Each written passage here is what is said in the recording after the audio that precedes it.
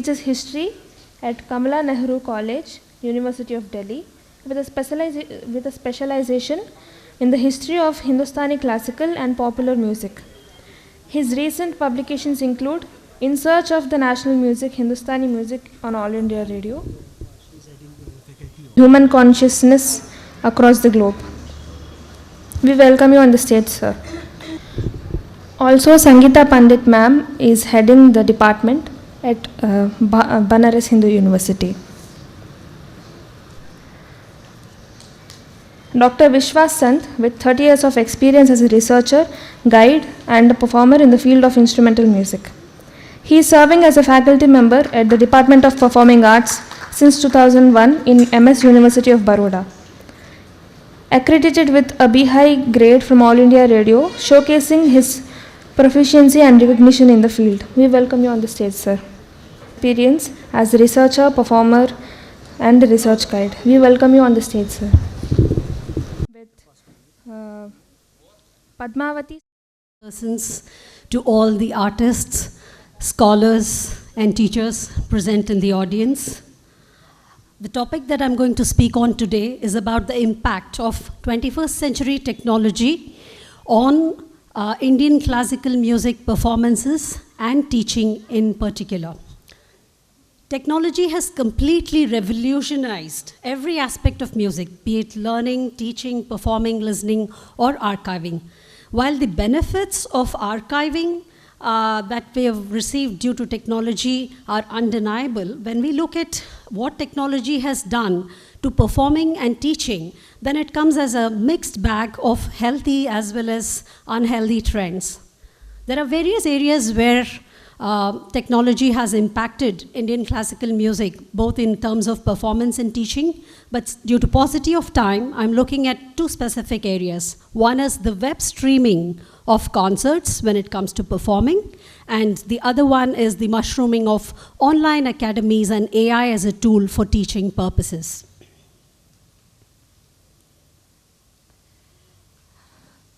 So the goal of this study is not to look at the various technicalities in technology, but to look at the social and behavioral aspects of what has it done to us as human beings, what are our human responses as artists, as performers, as audiences that consume this art. What has it done to our teaching infrastructure? How do we respond as teachers of the art form, as learners of the art form?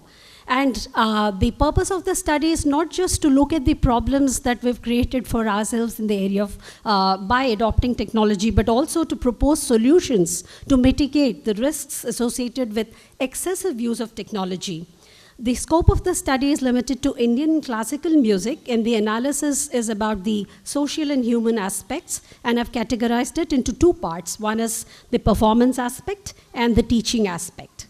The methodology adopted is qualitative, descriptive, and also largely derived from my own experiences. I have been performing for over 30 years now. I have an A grade in All India Radio in Carnatic style vocal, and I've seen myself evolve as a performer, as a learner, as a student, as a teacher, and I've seen how technology has impacted me personally. And I've also had the chance to talk to a lot of artists, co-artists, whether they are performing along with me, they've learned with me, my seniors. So a lot of interviews and discussions have taken place in this area. When we look at the impact of live streaming and premiering of pre-recorded concerts, certain benefits are there undeniably. You have the scheduling convenience. You no longer have to run around trying to find a convenient date that works for both the artist and the organizer. There is a global reach. An artist can reach every corner of the world now, and their art is not limited to their local area. And very importantly, artists no longer have to depend on a sabha or an organization. Nowadays, artists have started their own personal branding by launching their own channels. So these are great advantages. But that said, what is happening to the subjectivity and spontaneity that are so important for Indian art forms? Classical art has great dignity because an artist is expected to improvise on stage, but when you have pre-recorded concerts where you can edit, undo and redo, what happens to the spontaneity? When the artist knows that they can always erase and redo it, what happens to that pressure that differentiates, the great performer from the good performer, who can perform under pressure of thousands of people in the audience watching them? What happens to the interaction with the audience when you're performing just on a video and you don't get to see the audience? What happens to the attention span? So because concerts are being watched on the phone, on smartphones, a lot of times the extended listening experience of 3 hours or just dwelling on a single note for 10 minutes no longer exists, because the attention span has reduced to a point where people are watching reels of 2 minutes, 3 minutes. There is constant distraction. A phone comes in, a message comes in. So we really have to look at what technology has done to the attention span and the spiritual dimension of listening to music as an extended activity of 3 or 4 hours or a social activity. Similarly, when we look at teaching, online teaching academies have come into vogue now. So the earlier guru-shishya bonding, the process of me going to a guru because I like that gharana or style, or the guru choosing a student based on their dedication and talent, has completely reduced. With the online academies, there is a corporate setup, there is an HR interview process, and a teacher gets mapped to a student based on any criteria other than the traditional ones. And when AI comes into the picture... Please conclude, madam. Sure. Please. With AI, it gets homogenized, and classical music is completely subjective, and two people singing the same rag of the same guru will not sing in the same way. So we have to make sure that we preserve our rich legacy of oral tradition by, again, encouraging night-long concerts, conferences, where there will be 3 or 4 hour performances, and teachers and students should be encouraged to meet in person at least once in 3 months or 6 months, even if they are learning online. With these mitigating steps, I think we can still preserve our rich traditions and also take the benefit of technology. Thank you so much.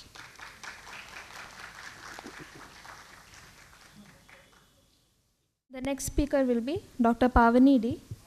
A very good afternoon to all. The topic that I would be presenting today is Harmonies of National Pride, Patriotic Compositions of Mayuram Vishwanatha Shastri. Patriotism is a powerful force that unites people through love and loyalty towards their country. It's an attitude of gratitude.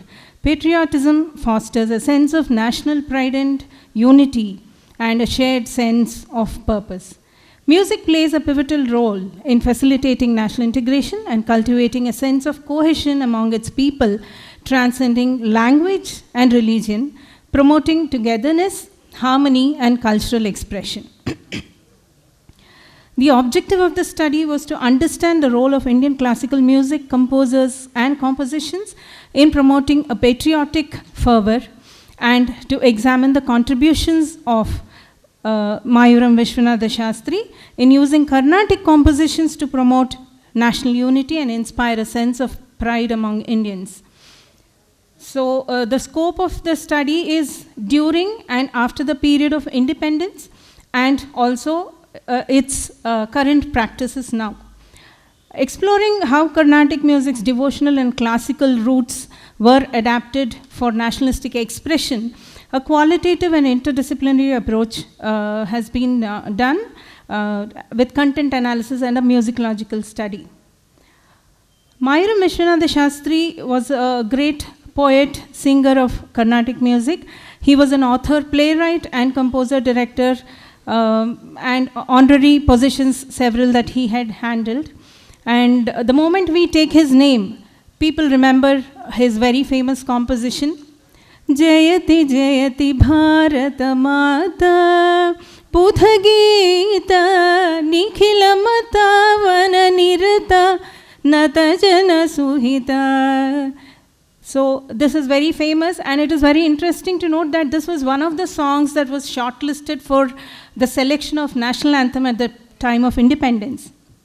Nevertheless, it is very popular among the classical musicians of the South. He has authored many books and several compositions, numbering more than 200. 6 of them have been published and 5 have remained unpublished in the form of manuscripts. He participated in a Kriti competition at Madras Music Academy and won the first prize for his work on Bharat Mata. It was in a classical raga, Kamite Karnanvite, and this inspired him to write more songs towards with the patriotic sentiment.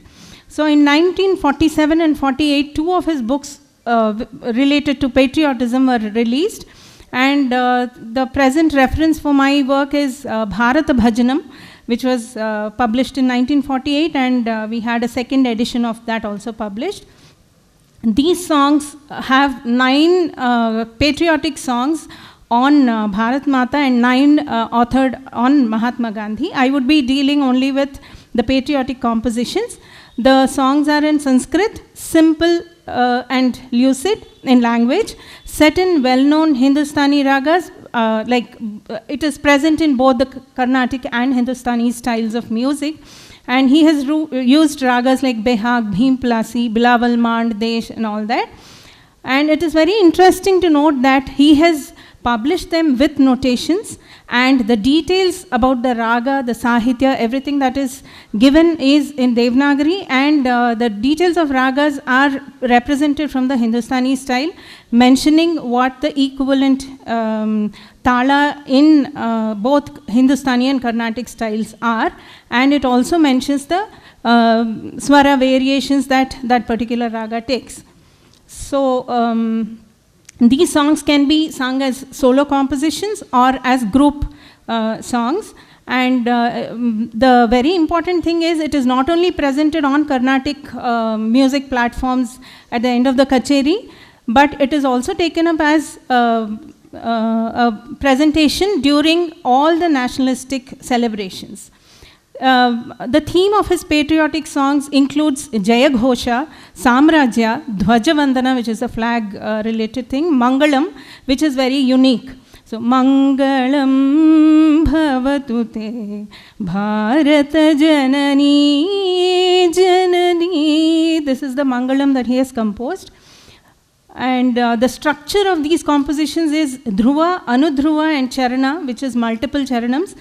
And this is equivalent to Pallavi, Anupallavi of the Carnatic style, and Charanas are there, more number of Charanas. He has used the Mudra Vishwa as his signature, and the talas that he has dealt with is Teen Tal, which is Adi Talam in Carnatic, and Dadra, which is the Rupak Talam. And I would like to conclude by saying that Shastri's works inspired a sense of national pride, and a synthesis of this musical aesthetics and patriotic themes fosters a shared cultural identity. The legacy of these patriotic compositions endures, reaffirming the profound connection between music, society, and the emotional expression. Jai Hind.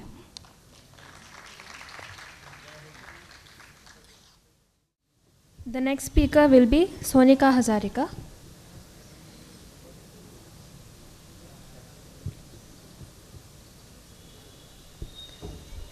Srijan Dhir.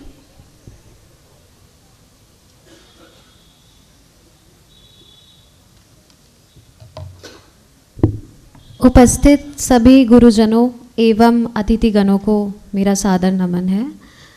मैं आगरा विश्वविद्यालय की शोध छात्रा आज आपके समक्ष अपना शोध पत्र प्रस्तुत करने का प्रयास करूँगी। सबसे पहले मेरा आप सबसे मुझे थोड़ा सा ऑडियंस इंटरैक्शन चाहिए होगा। मेरा आप सबके समक्ष एक प्रश्न है कि केसरिया बालामा आओ नी पधारो म्हारे देश। मैं आप सबसे जानना चाहूँगी ये किस राज्य का संगीत है? ठीक है, बहुत सही उत्तर दिया आपने। मेरा दूसरा प्रश्न ये है, इसे गाने वाली सर्वप्रथम गायिका का नाम? जी, तो आपका जवाब बहुत सही है, लेकिन मैं आप सबके नोटिस में ये बात लाना चाहूँगी कि जिस सध्वनि से आप सबने राजस्थान का नाम लिया था, जब गायिका के बारे में प्रश्न उठा तो ध्वनि थोड़ी धीमी हो गई। मेरा विषय यहीं पर मैं स्थापित करती हूँ कि इस गीत की जो गायिका हैं वो है स्वर्गीय अल्लाह जिलई बाई। जब हम राजस्थान के बारे में बात करते हैं, वैसे आप कहेंगे कि बहुत सारे ऐसे लोक गायक हैं, बहुत सारे लोक गायकों ने ऐसे गीत दिए हैं जो कि बहुत विश्व प्रसिद्ध है, लेकिन यह एक ऐसा गीत है जिसने राष्ट्रीय ही नहीं बल्कि अंतर्राष्ट्रीय स्तर पर भी अपनी पहचान छोड़ी है। अगर हम राजस्थान की बात करते हैं, और क्या विडंबना है कि जिस प्रकार हम सबके मुख पर, जन जन के मुख पर केसरिया बालम गीत विराजमान है स्पष्ट रूप से, पर इनकी गायिका का नाम अभी भी काफ़ी हद तक लुप्त प्राय रहा है। तो मैं अपना ये विषय रखना चाहूँगी अल्लाह जिलई बाई, सांस्कृतिक लोक कला और राजस्थानी लोकगीत की संवाहिका। जब हम राजस्थान की बात करते हैं तो राजस्थान का नाम आते ही हमारे मस्तिष्क में मरुस्थल, कर्मठ पुरुष, कर्मठ स्त्री, वहाँ के कल्चर प्रकट होते हैं। लेकिन जब हम केसरिया बालम की बात करते हैं तो राजस्थान की जो रंग बिरंगी चीज़ें हैं, जो वहाँ का सांस्कृतिक धरोहर है, वो हमारे सामने प्रकट हो जाता है, उसकी छवि प्रकट होने लगती है। एक शब्द में अगर कहा जाए, अगर राजस्थान कहने से देह प्रकट होता है, तो जब हम केसरिया बालम की चर्चा करते हैं तो राजस्थान की आत्मा की चर्चा हो जाती है स्वतः ही। क्योंकि किसी भी जगह का जो लोकगीत होता है क्षेत्र विशेष का, वो वहाँ के सांस्कृतिक धरोहर की पहचान होता है, वहाँ का खान पान। अगर आपको किसी क्षेत्र विशेष के बारे में जानना है तो आप अगर उस विषय के बारे में नहीं जानते या भौगोलिक तौर पर अगर उस जगह के बारे में ज़्यादा नहीं जानते, तो आप वहाँ के लोक संगीत से परिचित हो सकते हैं। उसमें हर जगह का परिचय आपको देखने को मिलेगा, वहाँ की सांस्कृतिक धरोहर, वहाँ का पहनावा कैसा है, वहाँ के खान पान कैसे हैं, वहाँ की बोली कैसी है, इन सारी चीज़ों के बारे में। हैरानी की बात है, बड़ी हैरानी की बात है कि अल्लाह जिलई बाई जी को पुरस्कृत भी किया गया है काफ़ी सम्मानों से, जैसे कि संगीत नाटक अकेडमी, पद्मश्री, लेकिन किंतु इनको मांड गायिका के रूप में हम ज़्यादा जानते हैं। जैसे राजस्थान की सर्वप्रथम मांड गायिका, तो अल्लाह जिलई बाई जी का नाम हमारी छवि में आता है। लेकिन जब केसरिया बालम की हम चर्चा करते हैं तब सिर्फ एक लाइन में लिखा गया काफ़ी जगहों पर मिलता है कि इसको अल्लाह जिलई बाई जी ने गाया था। तो एक कलाकार होने के नाते मेरा उद्देश्य इस शोध के प्रति यह रहेगा कि मैं जितने भी रेंडिशंस आज तक यूज़ हुए हैं केसरिया बालम के, उनको एक जगह संकलित करके, एक जगह इकट्ठा करके, पुराने समय से लेकर अभी तक के समय में ये हज़ारों बार हर जगह यूज़ हो चुका है। और अफसोस की बात है कि YouTube पर भी बहुत सारी जगह इसका इस्तेमाल हुआ है, परंतु उनका श्रेय अल्लाह जिलई बाई को नहीं मिलता। बहुत ही कम जगह आपको देखने को मिलेगा, वो भी सिर्फ उनकी जो आकाशवाणी रिकॉर्डिंग YouTube पर अवेलेबल है उसमें आपको देखने को मिलेगा कि उसमें उनका नाम है, अदरवाइज़ कहीं भी उनका नाम देखने को हमें नहीं मिलता। तो इस शोध पत्र से और इस शोध कार्य से मेरा यह उद्देश्य रहेगा कि जैसे उन्होंने जब प्रचार प्रसार का इतना साधन नहीं था तब भी उन्होंने ऐसी छाप छोड़ी। मैं एक शब्द में यह कहना चाहूँगी कि अल्लाह जिलई बाई जी का व्यक्तित्व सबके सामने इसलिए आना इम्पॉर्टेंट है क्योंकि उन्होंने पधारो म्हारे देश से देश विदेश तक इस गीत को पहुँचाया है। यहीं पर मैं अपने विचार कंक्लूड करके समाप्त करती हूँ। धन्यवाद।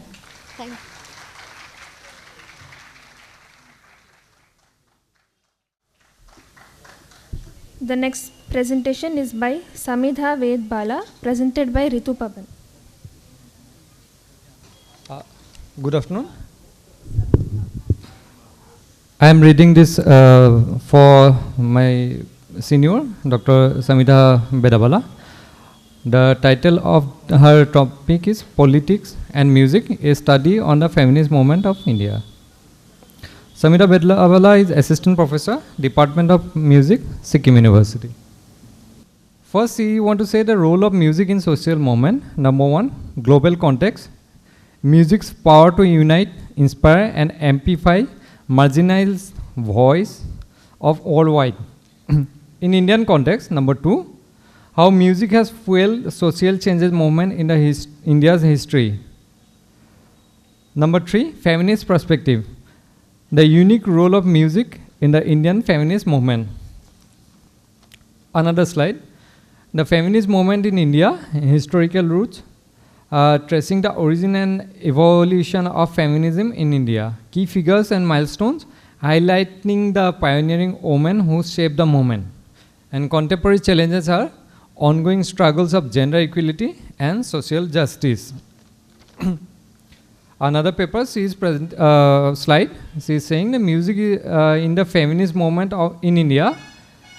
Like first one is protest songs, empowering lyrics that gives voice to feminist demands.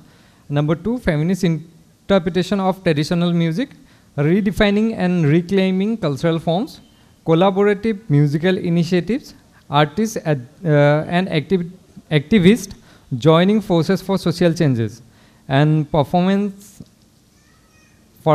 activism, music as a platform for raising awareness and mobilizing support. Our next slide. A few famous songs of Hindi films. These are examples like अगले जन्म मोहे बिटिया ना कीजिए, film का नाम है उम्र ओ जान, बादल पे पाँव है चक दे इंडिया, हमें देखनी है आज़ादी, हीरा मंडी, पटाका गुडी, हाईवे, मन के मंजीरे, title song. Feminist music in India, genres and styles, folk music like traditional forms adapted to amplify feminist narratives, protest songs like powerful vocal compositions challenging social norms, rhythmic expression, percussive styles that celebrate feminine energy and resilience, classical fusion, blending tradition and contemporary style for social impact. In our next slide, she is saying that feminist movement and music is for empowerment, music as a tool for personal and collective empowerment, resistance, music as a medium for challenging patriarchal structures, solidarity, music fosters a sense of community and unity among feminists. And before her conclusion, she says feminist music and social changes, raising awareness, community building, advocacy, activism, healing and empowerment. Okay, the conclusion is significance of the study, highlighting the critical role of music in the Indian feminist movement. Future directions, exploring the continued evolution and impact of feminist music in India. And last is saying call for action, encouraging further research and engagement with this important topic. Thank you.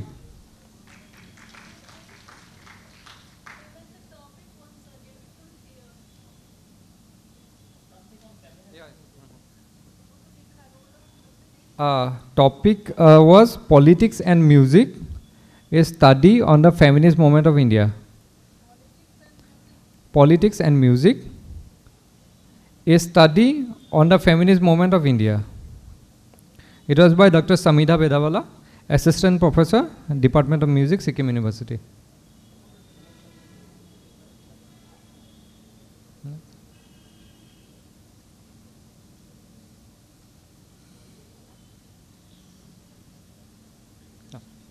Thank you. Presenter will be Alapini Josi. Request Ashish Shankar and Priyanka Dixit to be ready. Gurur Brahma, Gurur Vishnu, Gurur Devo. Namaste and very good afternoon to all. Respected dignitaries present today, all the chairpersons for this session, Naad Nartan organizers, Ministry of Culture, Government of India, Bhatkhande Sanskriti Vishwavidyalaya. Thank you very much for having me. Sanvi Saraswat will be presenting the research paper of Mrs. Alapini Josi on her behalf. Next slide, please. Objective. Life is changing and the pace of change is rapidly increased due to the development of different technologies. This research aims to identify external factors and study their influence on Indian classical vocal music performance in modern period, which is mid of 20th century onwards. Scope. Studies limited to only external factors and influence on Indian classical vocal performers. Period is only limited to modern period. Methods which are used. As this study focuses on the musical content in Indian classical vocal performance, the research is of qualitative type. This research has taken shape from observational studies. It also studies the causation and in some places analytical or comparative studies by taking into account the changes that have taken place in factors influencing classical vocal performance in modern India. Next slide, please. While internal factors refer to factors directly influencing Indian classical vocal performances, important external factors influencing Indian classical vocal performances are shortlisted. Change in size and changed audience. As you can see, size of stage is increased considerably from small house concerts where sound system was not required at all, with audience who were usually avid listeners, approximately 50 to 150 or 200 maximum, to now stage of big musical events like Sangeet Mahotsav, where audience size varies from 500,000 to even 4 to 5,000 generally.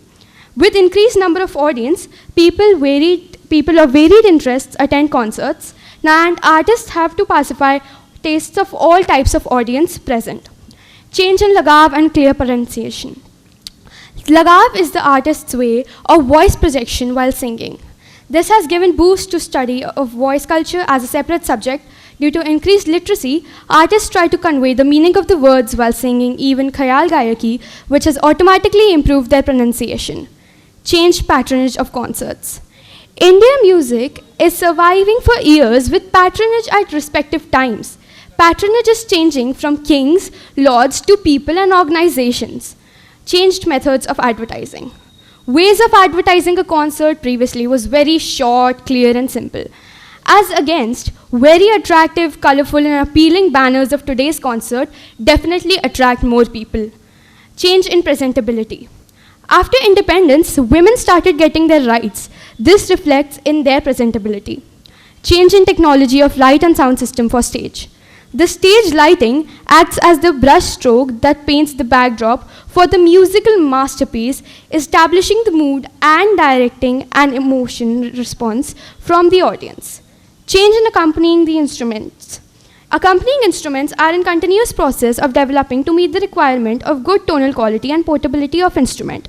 Harmonium, tabla, tanpura, they are all going under developmental changes. In this process, electronic instruments like electronic tanpura has become common on stage. Next slide, please. Ancient musicians supported communal rituals. Today, they enhance individual artistry through technology, diverse roles, and commercial performances in various settings. With growing popularity of Bollywood music, female singers started to opt for higher scales like A sharp for classical vocal music. Next slide, please. Please take a look at the following conclusions. Content of performance and skill set of performers are widened. Nowadays, performers have to align his or her choice of performance content with huge tastes of audience. With this aim, many electronic instruments as well as apps are developed. Developers have tried to keep tonal quality close to the original one. Advanced sounds and light system are used for the program. Thank you so much for having me today.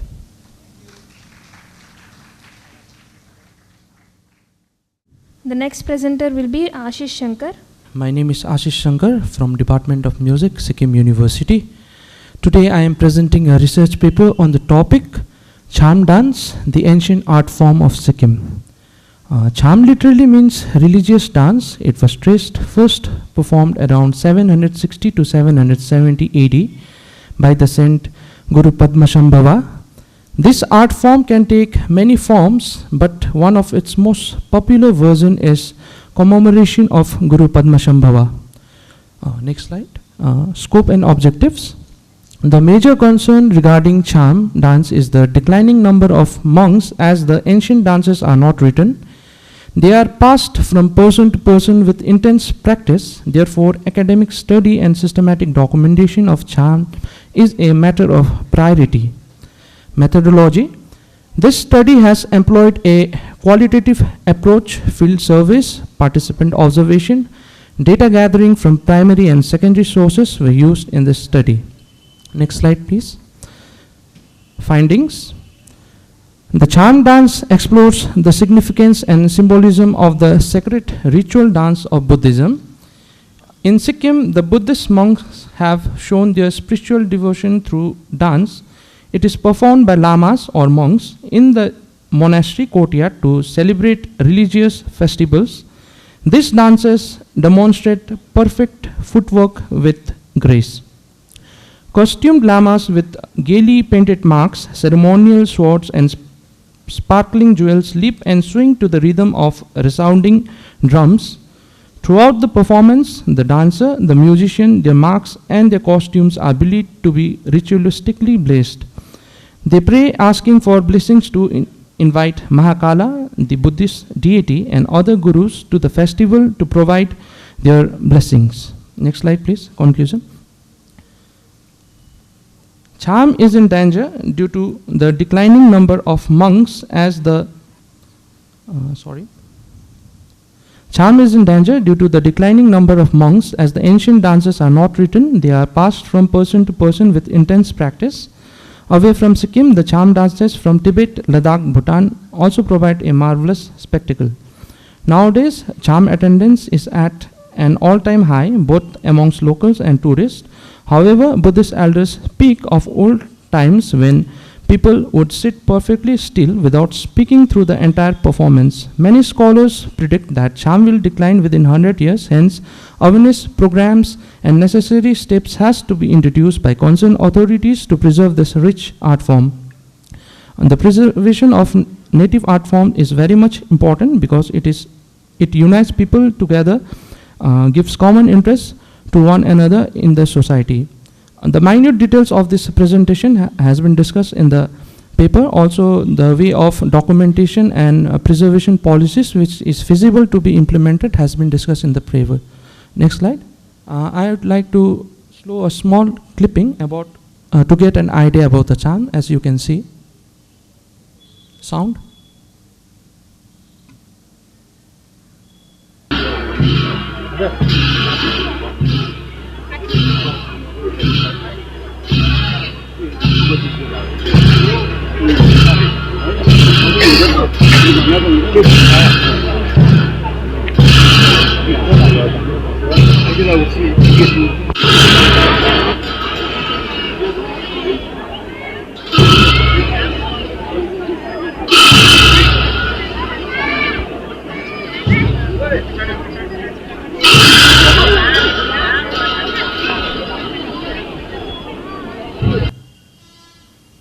Next slide, please.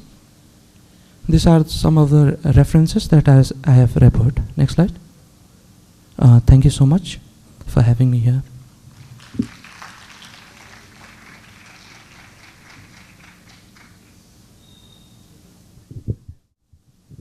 The next presenter is Priyanka Dixit. Very good afternoon to everyone present here. I am Priyanka Dixit, a research scholar from Bangalore University. The title of my paper today is Soundtrack of Wellness, the Role of Film Songs in Indian Music Therapy. Film songs are part of film music, and film music depicts a lot of culture of the Indian tradition, and the film songs evoke certain emotions, and using this aspect into music therapy is what my research paper is about. So I would say that it contributes in the films, using film songs in music therapy will help people to attain better health in physical and mental aspects.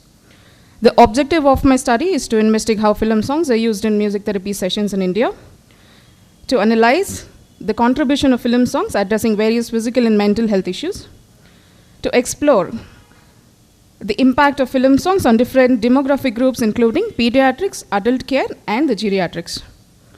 So the methodology used is qualitative, exploratory, and descriptive, and I've collected the data using certain literature and supported the study with one case study. Though this study I've been I've used many patients, more than 100 patients to used for using film songs. I've just taken one as an example, and I'm showing it here today. Next. So there are many approaches of, if I say film music, it's a brighter, film song, it is a brighter concept.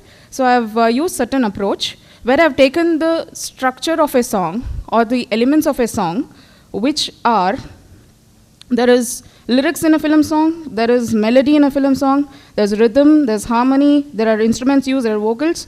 So using these elements, and there are certain music therapy methods, which are receptive method, instrument playing method, improvisation, songwriting, etc. So I've combined these two, and I've drawn the findings and conclusion based on these.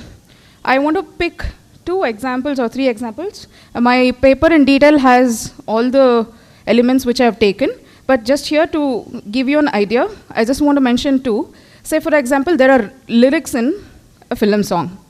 So these lyrics, they tell stories and expresses emotions and make them relatable to your personal life situations. So the music therapy method which can be associated with this is lyrics analysis or songwriting. There are these 2 methods which helps the patient to explore emotions, and it has helped people who are suffering from depression, anxiety, and who have pent up their emotions and who are unable to tell. Using this method, like using the lyrics of the song, they were able to relate, and there's also something called reminiscent technique, where they were able to reminiscent to what happened in their earlier life. So I just want to quote an example. There was a patient, a lady who was almost in her final stage, and she had lost her husband, and she was also on her deathbed. At that time, when I asked her, what is that you want to listen to? She said she wanted to listen to one particular song, which was played in her wedding time. So she wanted to connect with that and make her exit in a very simple, smooth way.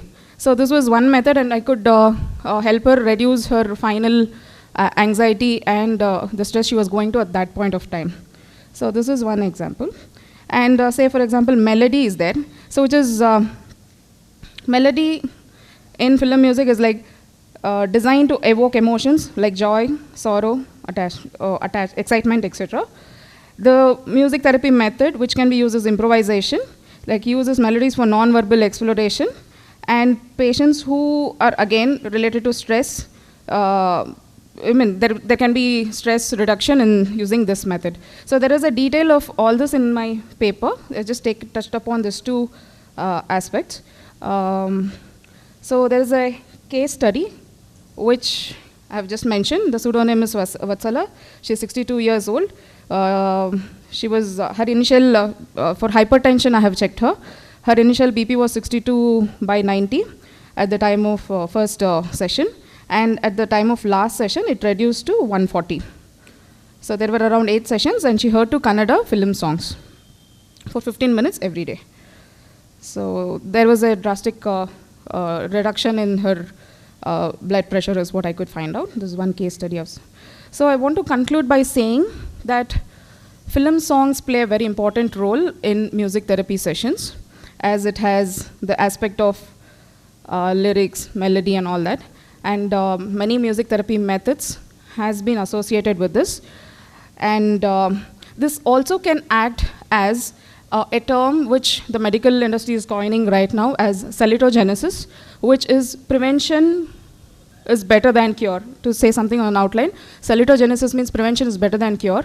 If you are part of music in everyday life, it will automatically reduce your stress level and anxiety level and depressions level, which can be dealt at a very primitive level than making it at a bigger level. So salitogenesis is a concept which believes in, is that. And this paper can also contribute to the medical industry, where they're struggling to find out new methods of treatments, as they are lacking behind the current treatments. The current medicines sometimes are not working, and they're failing to identify new methods. This music therapy is an alternate stream of medicine, and it is completely a clinical practice. So this paper will be a good contribution for future studies. And this also acts as an literature review for music therapy papers, which is very less in India. And it is upcoming field, yes. There are so many researchers coming, yes, correct. But when I was doing this paper, I found it very difficult to find out anything right on dot. So that's the conclusion, and I've added the bibliography next. And I would like to thank my guide, Professor Dr. Sushila, for guiding me through this project, and Naad Nartan for giving me this opportunity to present. Thank you so much.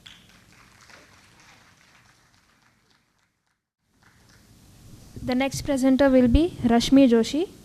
मंच पर और सभा में विराजमान सभी विद्वज्जनों को सादर प्रणाम और साथी प्रस्तुतिकर्ताओं को नमस्कार। मैं रश्मि जोशी, शोधार्थी कोटा विश्वविद्यालय राजस्थान। मेरे शोध पर्यवेक्षक हैं डॉक्टर रोशन भारती सर। मेरी शोध पत्र का शीर्षक है भारतीय सांगीतिक विरासत को सहेजने में पद्म भूषण डॉक्टर शन्नू खुराना का योगदान। भारतीय शास्त्रीय संगीत का आधुनिक विकसित रूप शताब्दियों पुरानी उत्कृष्ट परंपराओं, महान कलाकारों तथा शास्त्रकारों की सृजनात्मक प्रतिभा का प्रतिफल है। यह अकाट्य सत्य है कि इस सांगीतिक उन्नति में महिला कलाकारों ने भी अपनी बड़ी संख्या में विशिष्ट भूमिका प्रदान की है। रामपुर सहसवान घराने की कीर्तिवान संगीतज्ञ पद्म भूषण डॉक्टर शन्नू खुराना वर्तमान समय के सर्वश्रेष्ठ, अत्यंत प्रभावशाली एवं संभवतः सबसे उम्रदराज कलाकारों में से है। जिला जोधपुर 1927 में असांगीतिक पृष्ठभूमि के परिवार में जन्म लेकर उन्होंने अपनी पितृसत्ता से संगीत के लिए लड़ाई लड़ी और जिस तरह से उस जमाने में पर्याप्त अवसर महिलाओं को उपलब्ध नहीं होते थे, अपनी लगन से और जिद से महिला कलाकारों व समस्त संगीत साधकों के लिए पथ प्रदर्शक की भूमिका निभाई है। उद्देश्य: विदुषी शन्नू खुराना विभिन्न प्रमुख घरानों ग्वालियर, आगरा, रामपुर के दिग्गजों से संगीत शिक्षा प्राप्त करके वर्तमान में रामपुर घराने की वर्षों पुरानी परंपरा को आगे बढ़ा रही हैं। आपके अन्वेषणात्मक दृष्टिकोण से संगीत को उच्च आयामों तक पहुंचाकर आपने संगीत की सच्ची सेवा की है। आपके अप्रतिम योगदानों व सांगीतिक धरोहर हेतु संरक्षण हेतु आपके सतत प्रयासों की ओर जन समुदाय का ध्यान आकर्षित करना मेरा इस शोध पत्र का मुख्य उद्देश्य है। छोटा सा सांगीतिक परिचय मैं उनका देना चाहूँगी। शन्नू जी का जन्म लालन पालन पंजाबी परिवार में हुआ, जहाँ पेशे के रूप में लड़कियों को संगीत अपनाने पर प्रतिबंध था।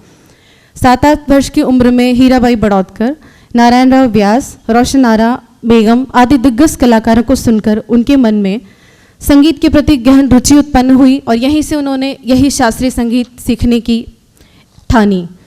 और ग्वालियर घराने के पंडित रघुनाथ राव मूसलगांवकर, जो कि राजा भैया पूछवाले के भांजे थे, कुछ व्यक्तिगत कारणों से उन्हीं दिनों में जोधपुर में आ बसे थे, तो उनसे उन्होंने अपनी शुरुआत की शिक्षा ग्रहण की और फिर धीरे धीरे उनका 12 से 18 वर्ष की उम्र तक उन्होंने उनसे सीखा। 18 वर्ष की उम्र में उनका विवाह हो गया और उसके बाद भी साथ साथ उन्होंने कई शैक्षणिक और सांगीतिक प्रतियोगिताओं में हिस्सा लिया और जीती। उनके संगीत ने उन्हें पंडित रविशंकर, उस्ताद अकबर खान जैसे कई करीबी दोस्तों से मिलवाया। जब दिल्ली में सांस्कृतिक वातावरण बिल्कुल लुप्त था विभाजन के तुरंत बाद, पारंपरिक भारतीय संगीत को संरक्षित करने के लिए इन सभी मित्रों ने एक छोटा समुदाय विकसित किया। निर्मला जोशी जी जैसे दोस्तों से वो मिली, जिनके संगीत भारतीय स्कूल में इन्होंने पढ़ाया भी, बच्चों को प्रशिक्षण दिया। यह पारंपरिक संगीत को उन लोगों तक पहुंचाने की एक पहल हुआ करती थी जो ज़रूरी नहीं कि संगीतकारों के परिवार से संबंध रखते हों। इसके बाद शन्नू जी के जीवन में प्रख्यात संस्कृत विद्वान, उज्ज्वल संगीतज्ञ और दार्शनिक डॉक्टर जयदेव सिंह की मुलाकात एक निर्णायक पल साबित हुआ, जब संयोगवश वो इनके पति के मरीज बने।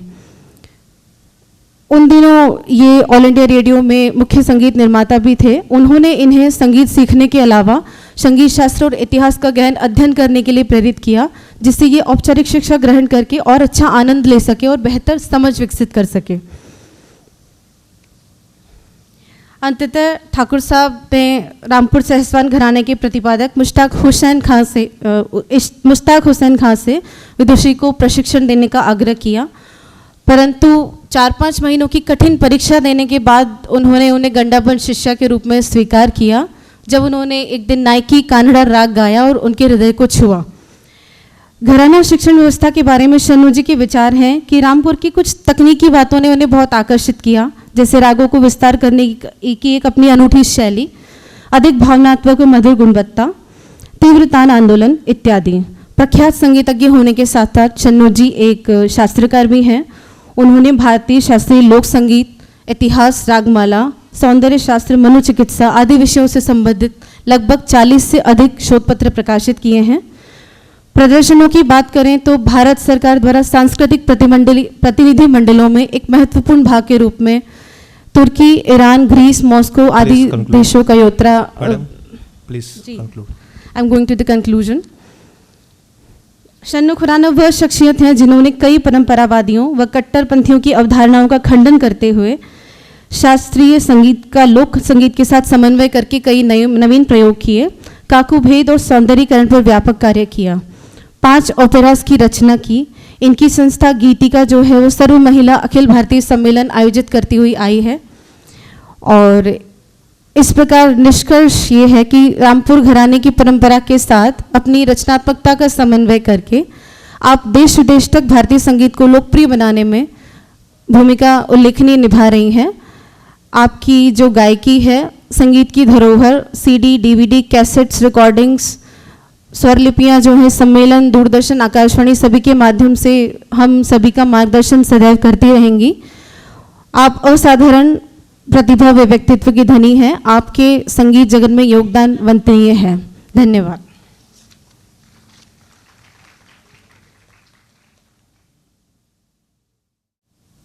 The next presenter will be A. Shravani. Namaste everyone. I am Shravani from Sri Padamavati Mahila University, Tirupati, Andhra Pradesh. So, Navavida Bhakti in Haridasa compositions. My paper focus on the 9 forms of Bhakti aspects cited in the Bhagavatam and the Kannada compositions called Dasara Padagalu of more than 33 Haridasas, starting from Narahari Tirtha, Purandara Dasa, etc. Next slide. So, overview. Navavida Bhakti Haridasa literature, Navavida Bhakti in Haridasa compositions, literature review. So first is Navavida Bhakti.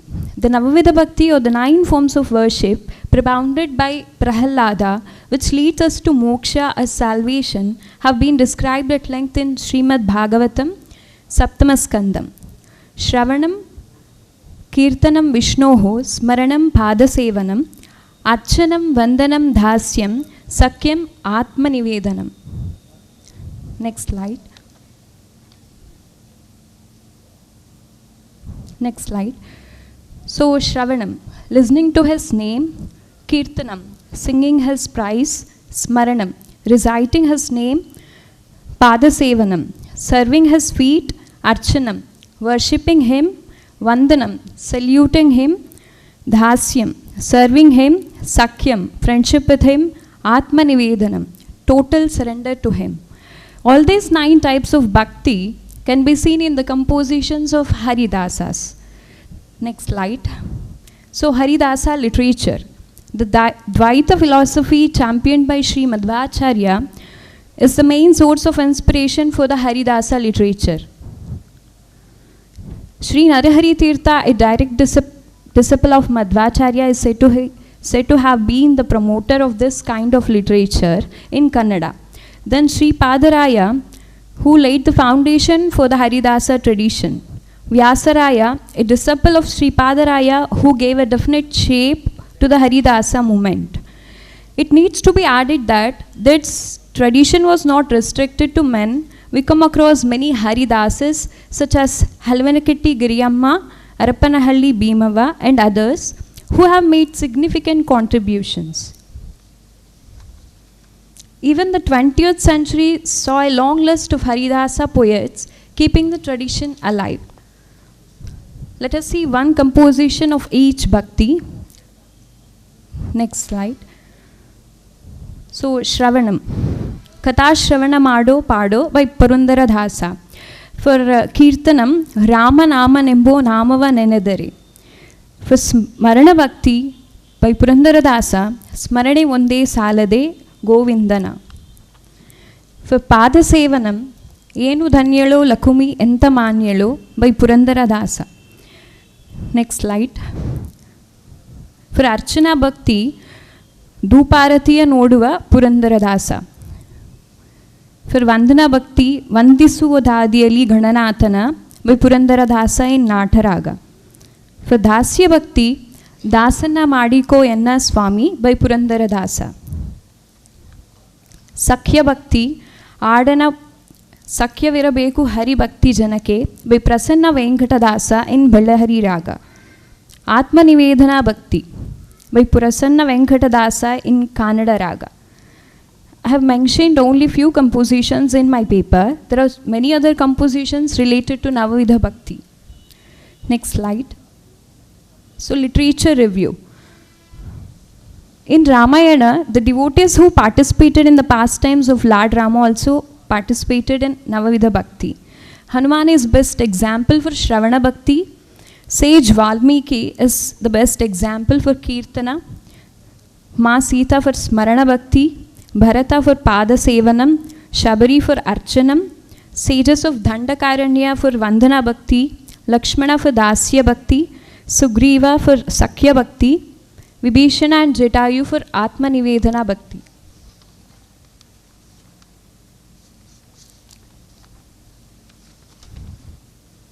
So, I conclude.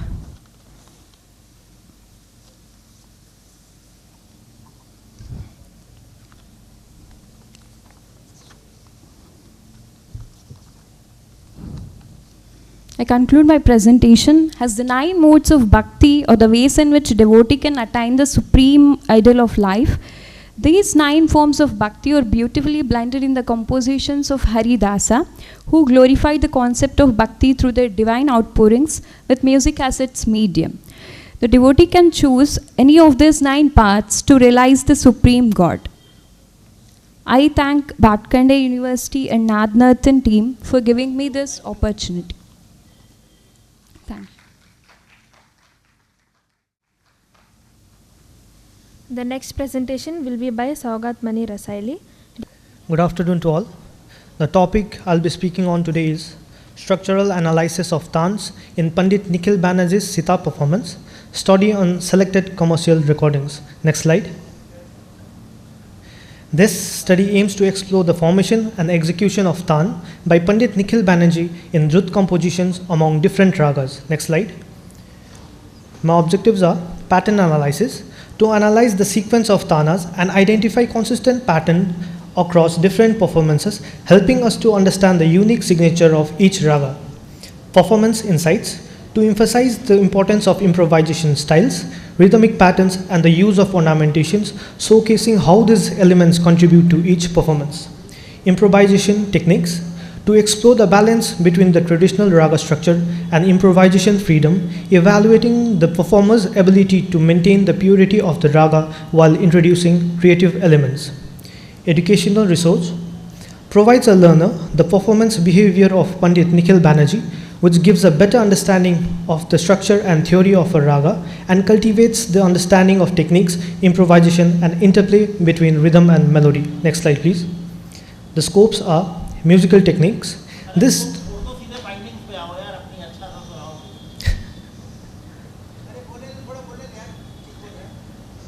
scopes are musical techniques. This study provides a better view for musical techniques and their interaction with melody. Research opportunities. This study generates more research opportunities which can lead to further exploration of the historical development and cultural significance. Documentation and preservation.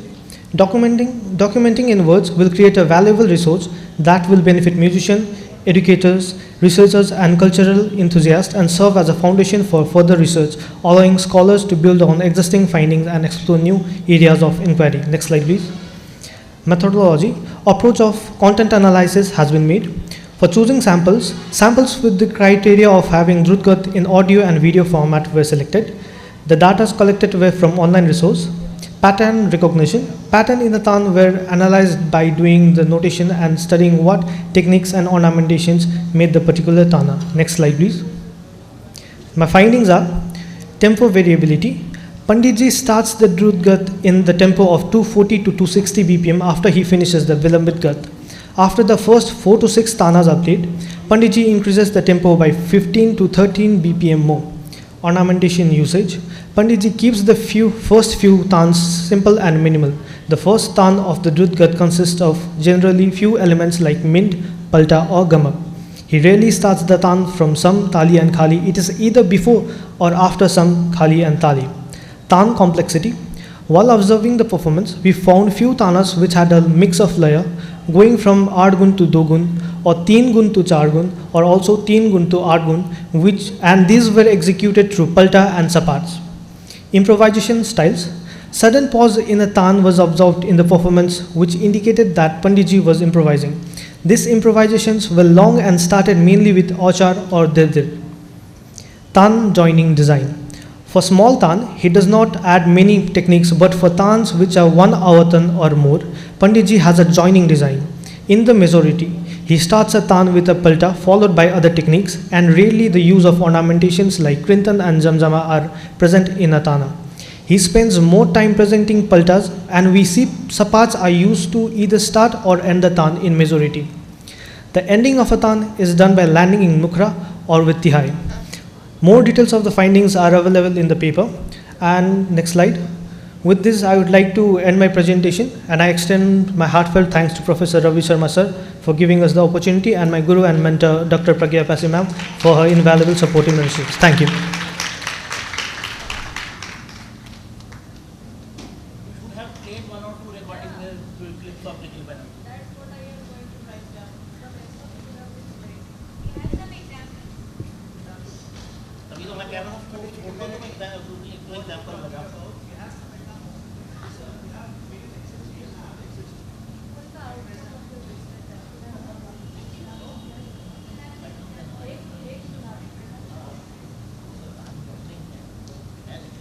So the audio clippings are present in the paper and in the Excel sheet. I haven't added the audio clippings in my presentation.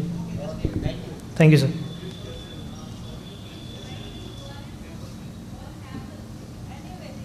Yes, sir. I have provided all the URLs in my paper. Thank you.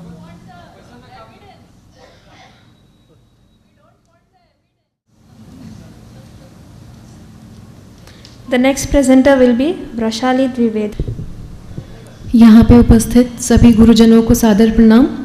मैं रासाily द्विवेदी कानपुर के DG college में PhD की छात्रा हूँ, और आज की संगोष्ठी में मेरे शोध का विषय है संगीत चिकित्सा का मानव जीवन में प्रभाव.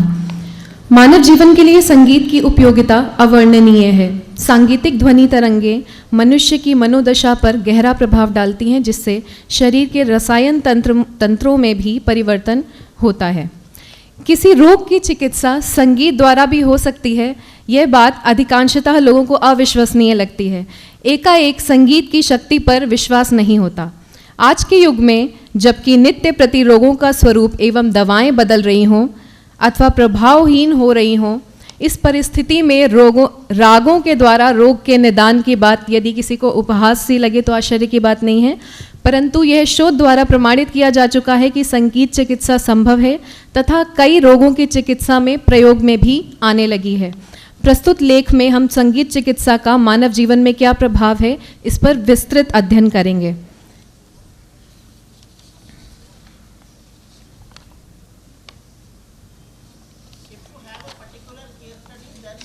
जी, श्योर सर, श्योर. संगीत चिकित्सा अब दुर्लभ नहीं कही जा सकती, क्योंकि रोग निवारण के बहुत से सफल प्रयोग हो चुके हैं. इनमें से कुछ उदाहरण मैं आपके सामने प्रस्तुत कर रही हूँ. दिल्ली के डॉक्टर चुंग ने संगीत द्वारा डिमेंशिया, ट्रॉमा जैसे मानसिक रोगों को ठीक करने का दावा किया है. योगाचार्य श्री आनंद वर्षों से संगीत चिकित्सा पद्धति पर कार्य कर रहे हैं. संगीत की शक्ति का एक चमत्कारिक व चिकित्सकीय प्रमाण 6 साल की बच्ची पर देखने को मिलता है, जो केरल के सरकारी अस्पताल में लाई गई, जिसका शरीर एक दुर्घटना के कारण लकवाग्रस्त हो गया और वह कोमा में चली गई थी. वहाँ के चिकित्सक डॉक्टर मोहन ने उसे संगीत सुनाने का प्रस्ताव रखा. वह बच्ची राधिका 30 मई 2010 को वेंटिलेटर पर रखी गई और उसकी हालत में सुधार ना होते देख उन्होंने संगीत चिकित्सा का सहारा लिया. दवाओं के अतिरिक्त उसे सुमधुर संगीत व कर्नाटक संगीत सुनवाया गया. धीरे धीरे उसके स्वास्थ्य में चमत्कारिक परिवर्तन परिलक्षित होने लगे और वह पूर्णतः स्वस्थ हो गईं. यह समाचार 1 अगस्त 2010 के द टाइम्स ऑफ इंडिया में भी प्रकाशित किया गया है.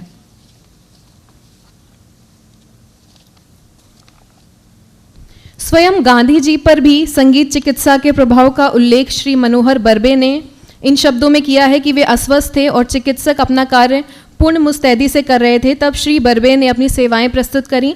दूसरे दिन डॉक्टरी रिपोर्टों द्वारा यह प्रमाणित किया गया कि गांधी जी पर संगीत का आशातीत प्रभाव पड़ा। संगीत चिकित्सा का अपना एक अलग विज्ञान होता है। यह एक कॉम्प्लीमेंट्री थेरेपी यानी एक पूरक उपचार है, जिसका सही ढंग से प्रयोग हो तो बहुत सारे रोगियों की पीड़ा कम करने में काफ़ी मदद मिल सकती है। यदि दैनिक दिनचर्या में भारतीय शास्त्रीय संगीत को सुना जाए तो अनिद्रा का उपचार सहज ही संभव है। साथ ही अनेक मानसिक रोगों से भी छुटकारा पाया जा सकता है। दर्द से पीड़ित रोगों को सितार वादन द्वारा शास्त्रीय संगीत में प्रयोग की जाने वाली विशेष मींड युक्त ध्वनि सुनाई देनी चाहिए। शास्त्रीय संगीत के ऐसे कुछ कॉम्पोजिशंस भी हैं जिनसे माइग्रेन रोग को भी कम करने में सहायता मिली है, ऐसा शोध में पाया गया है।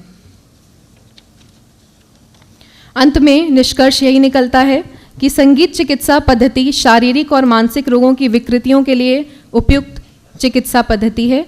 संगीत के स्वर जब कानों द्वारा मस्तिष्क में पहुंचते हैं तो इसका सीधा असर मन के स्नायु तंतुओं पर शीघ्रता से पड़ता है, जिससे मन, मस्तिष्क व शरीर को एक नई चेतना व स्फूर्ति का संचरण होने सा लगता है।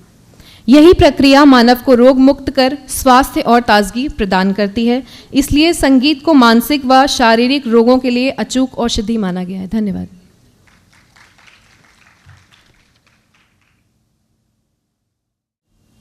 The next speaker will be Dr. Pintu Saha.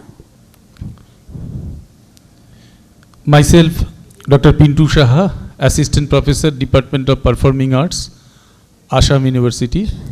My topic is the impact of urbanization on Bengali folk music, analyzing listeners' perception. Next slide.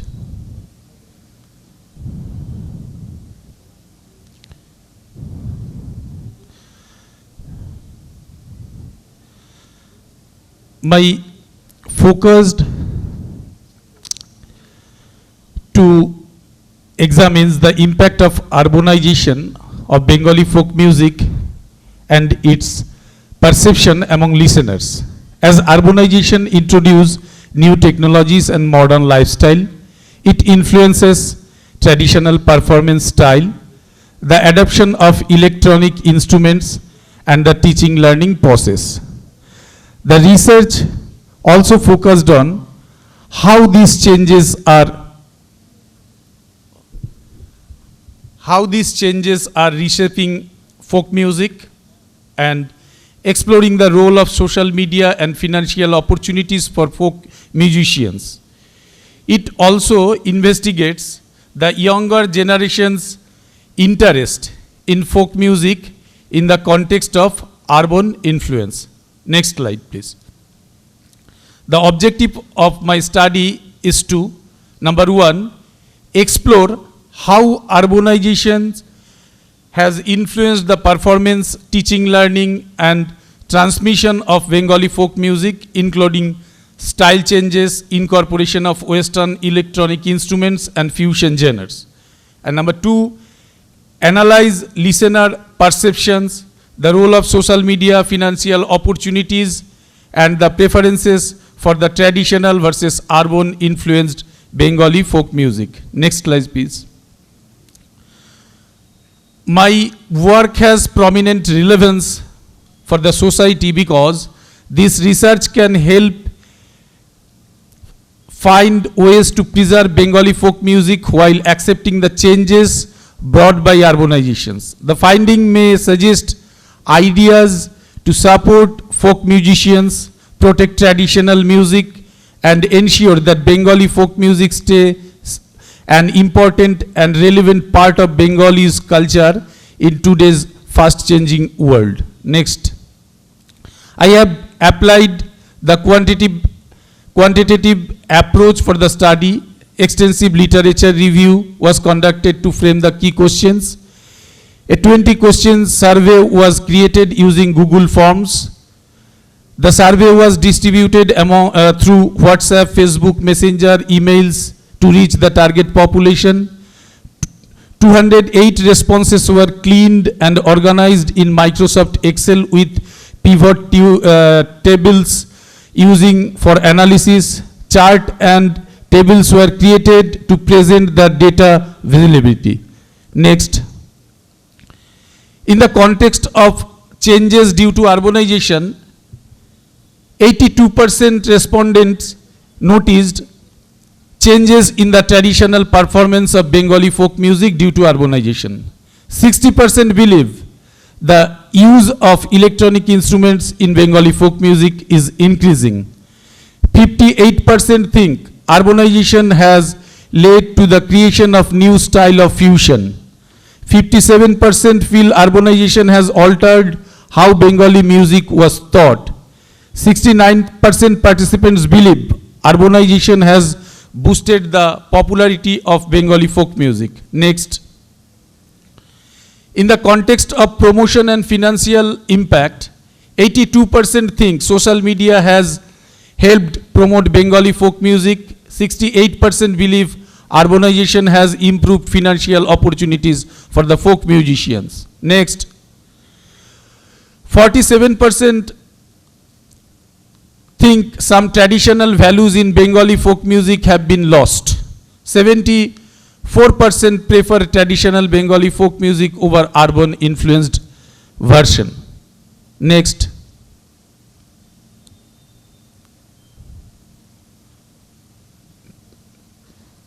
Please play the music, please.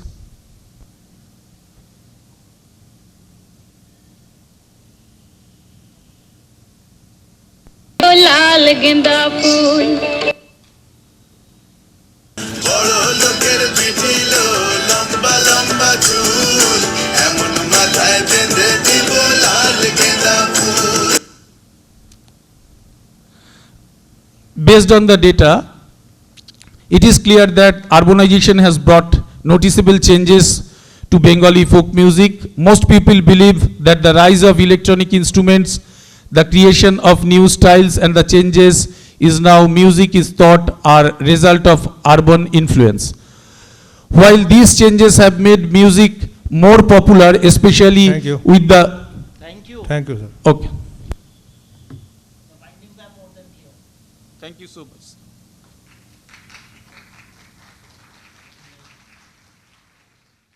Next speaker will be Bhanu Pratap Sahu. A very good afternoon, everyone.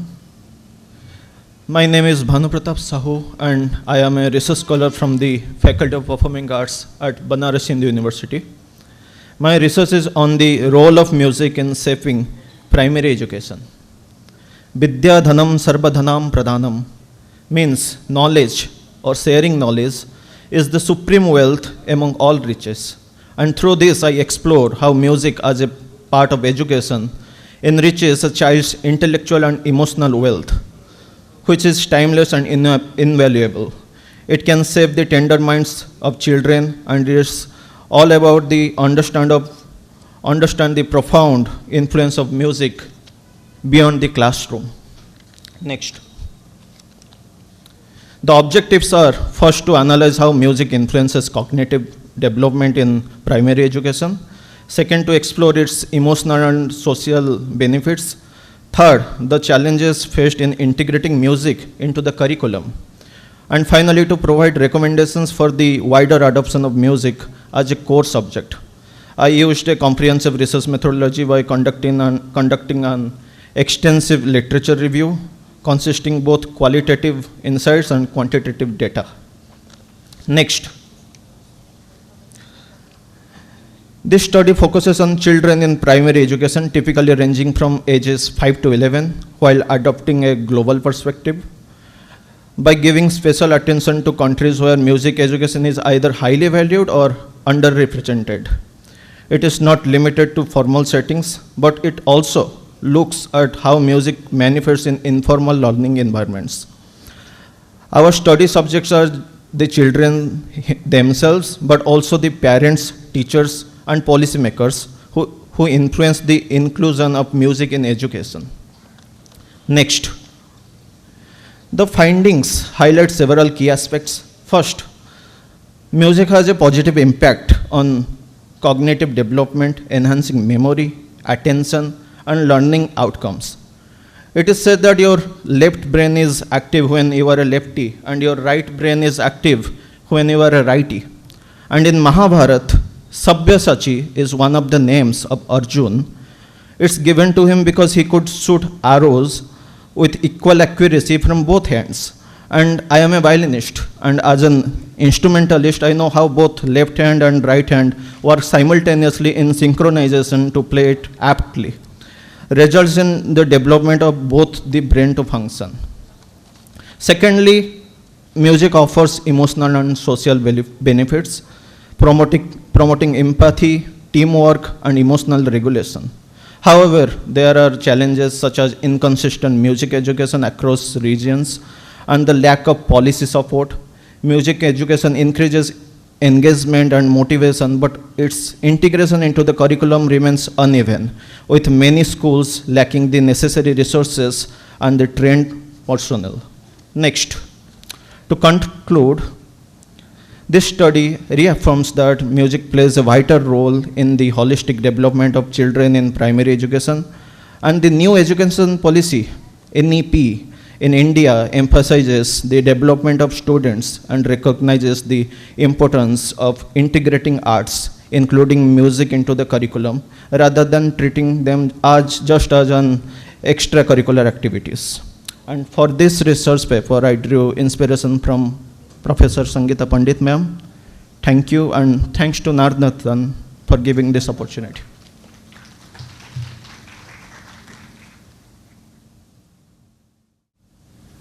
The next presentation is by Dr. Pragya Pyasi.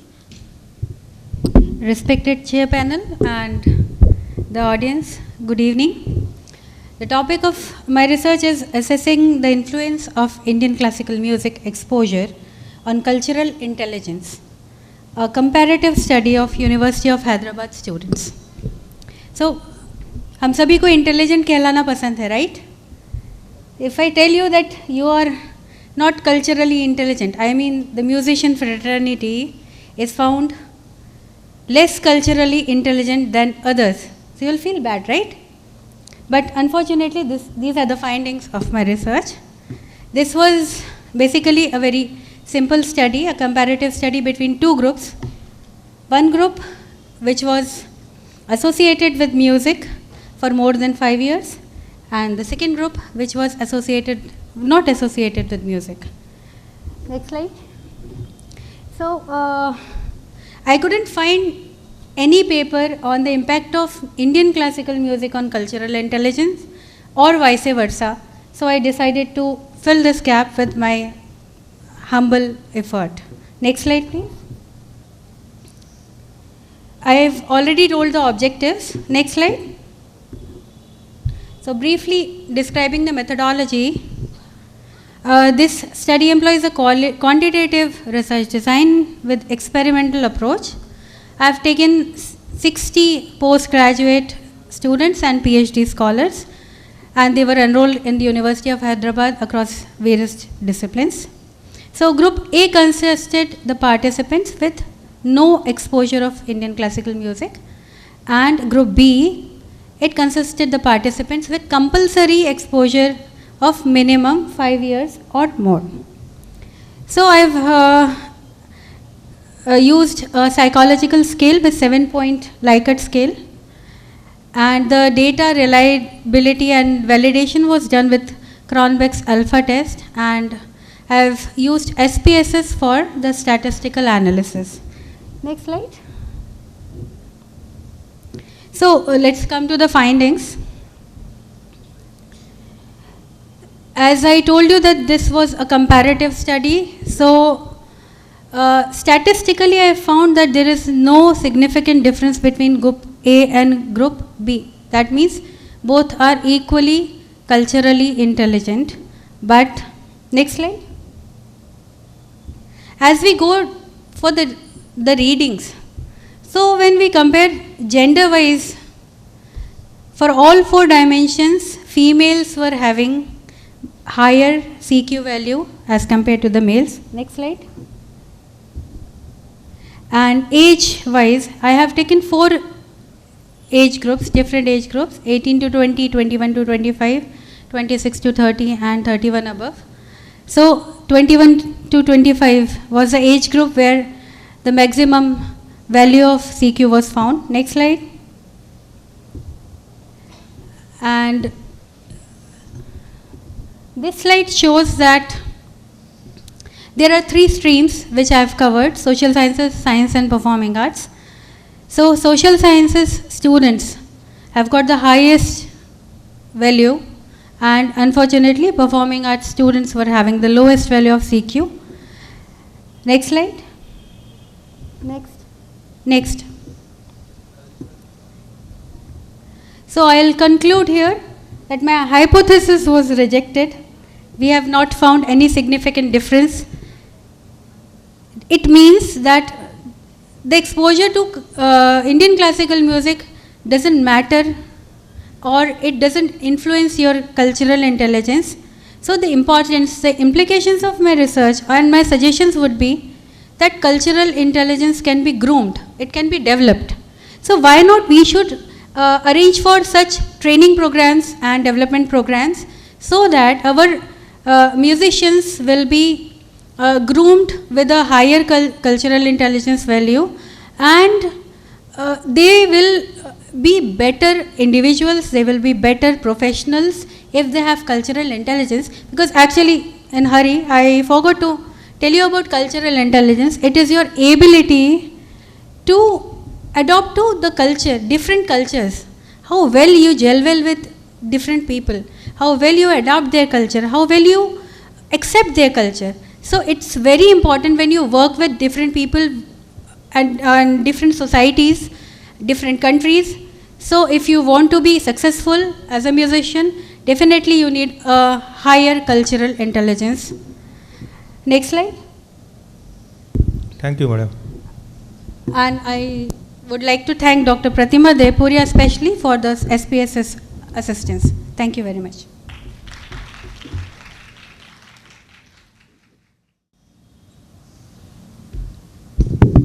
The next presentation is by Subodh Pandey. Good afternoon to one and all. My name is Subodh Pandey and I am associated as a Junior Research Fellow with the Ministry of Culture. My topic of presentation today is Reviving Tradition in the Digital Age, the role of OTT platforms in promoting Hindustani classical music through Bandish Bandits. Here, Bandish Bandits, we have used it as a case study.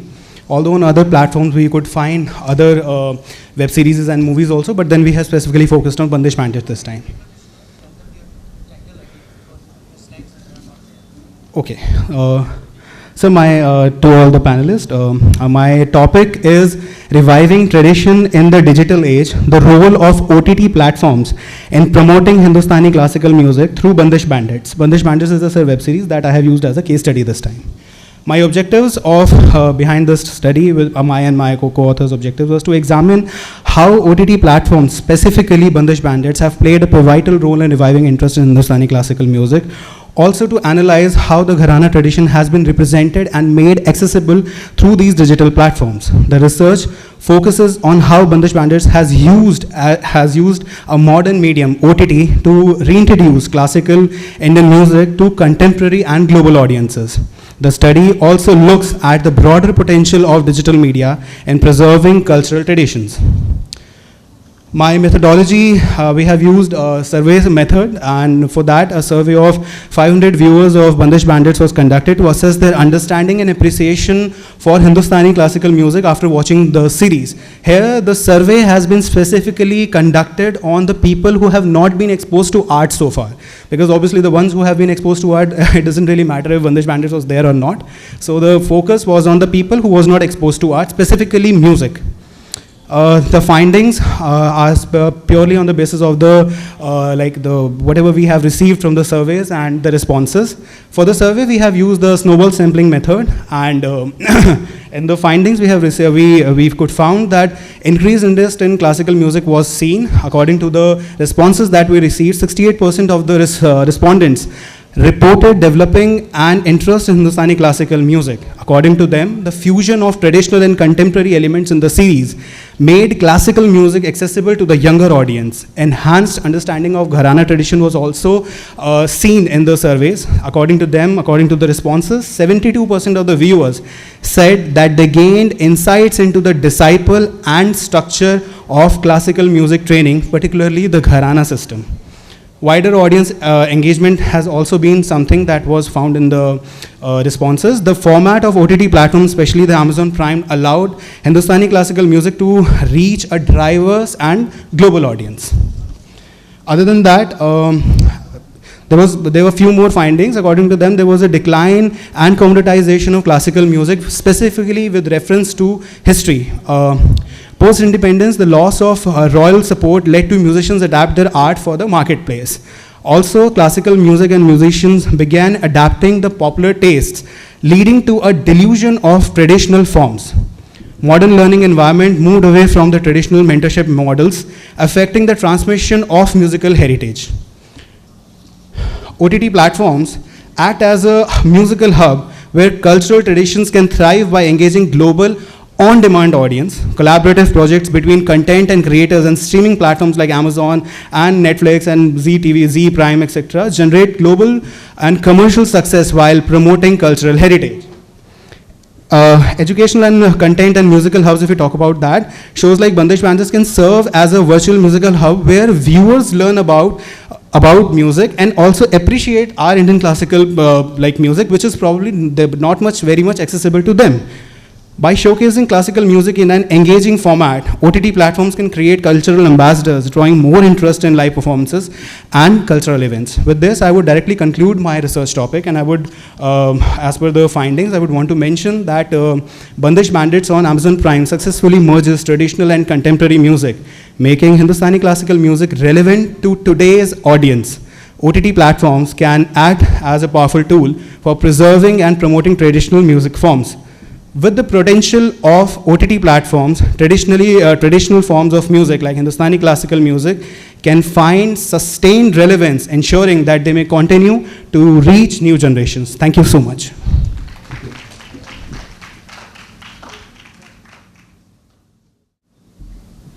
The next presenter is Sarika Patel.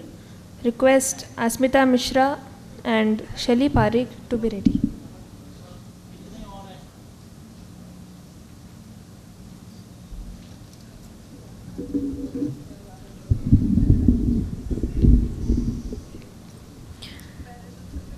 नमस्कार, आप सभी को मेरा नमस्कार। मैं doctor Sarika Patel, Patna विश्वविद्यालय से।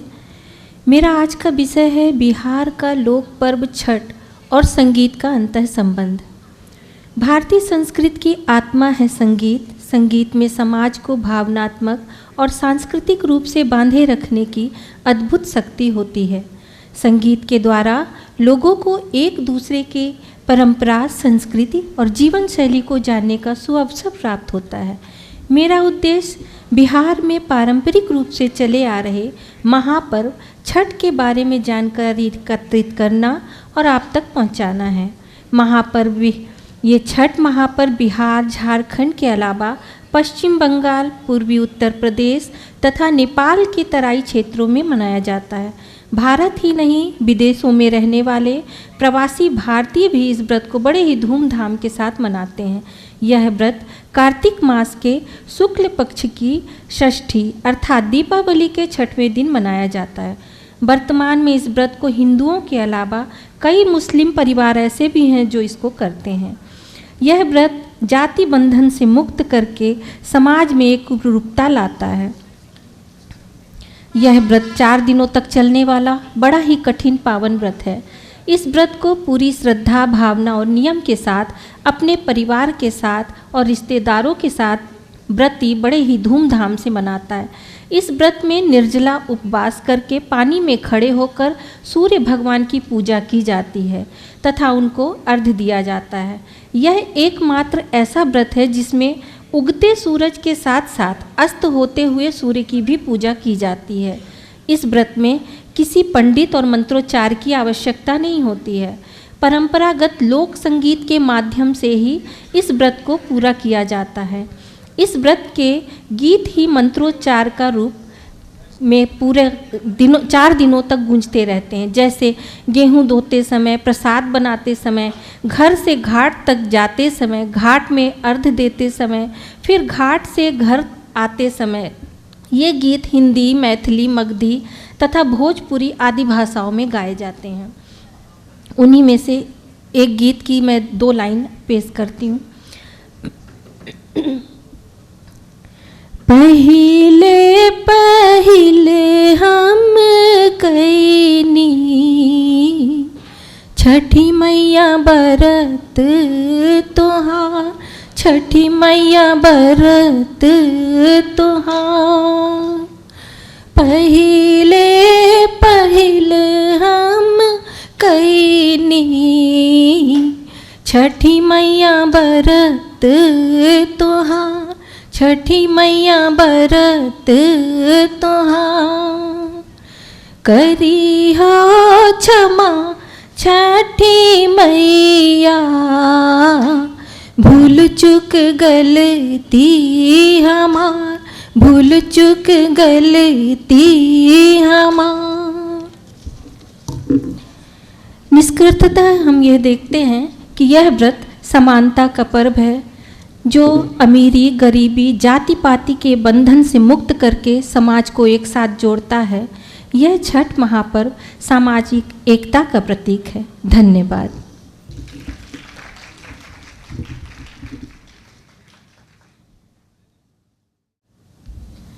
The next presentation is by Dr. Asmita Mishra. Good afternoon, one and all present here. I'm Dr. Asmita Mishra from Hyderabad University. My topic is Ayodhya's Kirtan tradition and its social cultural aspects and connection. I'm born and brought up in Ayodhya, and I have grew up singing and witnessing the holy spirit of enthusiasm of people there. I tried to search studies and literature of Ayodhya's Kirtan tradition as of Haveli Sangeet, but I couldn't find much. As to fill the gap, I initiated my study with an ethnomusicological approach, with an insider and outsider both perspective. Next slide, please. Yeah. As per my research, Kirtan tradition in Ayodhya practiced by 3 major cults, that is Bindu Sampradaya, Akhada Sampradaya and Rasik Sampradaya. And there are 3 prominent Kirtan style also. Next slide, please. Nam Sankirtan, Manas Gan and Varshotsav. Next slide. The objective of study is, this study is to investigate the unique characteristics of Kirtan tradition and its socio-cultural impact on the local community. Next slide. To study the topic, my method was participatory observation, interview with authentic and relevant sources, and available literature. Next slide, please. So my result is, and my finding is, people of Ayodhya don't consider Ram as only God or Lord Ram. For them, he is the king of Ayodhya. So in Kirtan also, they give him king-like treatment, which is called Rajopachar. So we can see an amazing Kirtan tradition where the devotion is mixed with the obedience and submission to the king as his subject, and it affects people throughoutly on their day-to-day life. Thank you so much. And I would like to present a paper of Dr. Parul Dixit also. Dr. Parul's topic is, I'm Dr. Asmita Mishra. Dr. Parul's paper topic is Transcription Analysis in Hindustani Classical Music.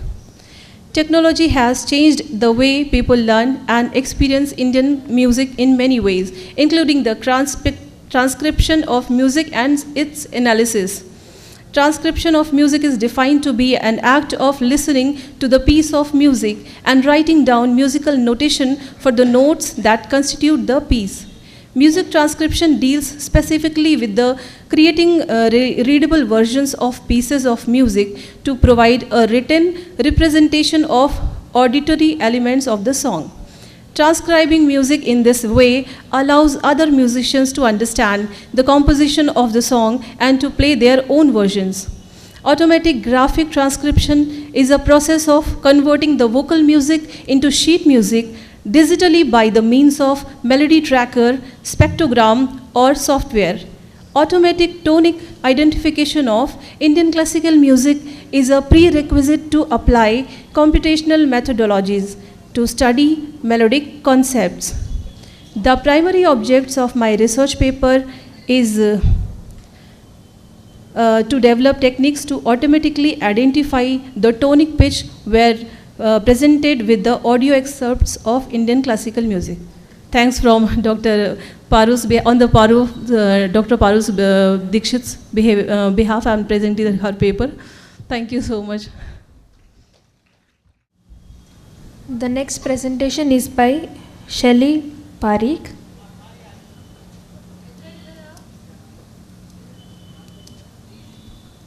मैं रेणु बाला अपना paper present कर रही हूँ। यहाँ पर उपस्थित सभी गुणीजन व अतिथिगण सभी को मेरा नमस्कार। मेरा नाम रेणु है। मैं वनस्थली विद्यापीठ यूनिवर्सिटी से डॉक्टर विनायक शर्मा के निर्देशन में अपना शोध कार्य कर रही हूँ। मेरे शोध पत्र का विषय है हिंदी चित्रपट संगीत में सारंगी की उपयोगिता का अध्ययन। संगीत जो है वो जब से सृष्टि का आरंभ हुआ है तब से ही तेज गति से आनंद का स्रोत बनकर प्रभावित हो रहा है और अनंत काल तक होता भी रहेगा। संगीत द्वारा ही मानव अपने हृदय के भावों को आसानी से अभिव्यक्त कर पाता है। संगीत में वैसे तो गायन, वादन और नृत्य तीनों कलाएं सम्मिलित है, लेकिन ना तो गायन में और ना ही नृत्य में वाद्य के बिना इनमें कोई भी आनंद नहीं है। फिर चाहे वह लोक संगीत हो, शास्त्रीय संगीत हो, चित्रपट संगीत हो, कोई भी संगीत हो।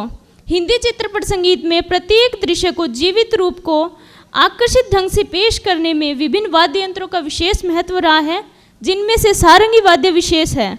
सारंगी वैसे तो लोक संगीत का मुख्य वाद्य रहा है, लेकिन विकास के साथ साथ हिंदी चित्रपट संगीत में भी इसका प्रयोग होने लगा। सारंगी को तत्वाद्यों में श्रेष्ठ माना जाता है। गायन की संगति के लिए सर्वश्रेष्ठ वाद्य माना जाता है, क्योंकि जैसे मनुष्य गायन करता है वैसे की वैसे गले की बारीकियां और हरकतों को हूबहू प्रस्तुत करने की क्षमता सारंगी वाद्य में है।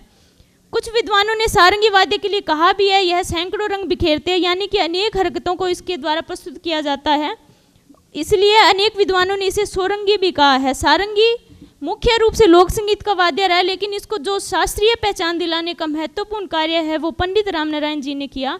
इन्होंने इसकी बनावट में बदलाव किए थे। जैसे पहले तांबे पीतल के तार होते थे, इन्होंने स्टील के लगा दिए और बनावट में भी बदलाव कर दिया, जिससे इसमें एकल वादन भी सुनने लायक बन गया था।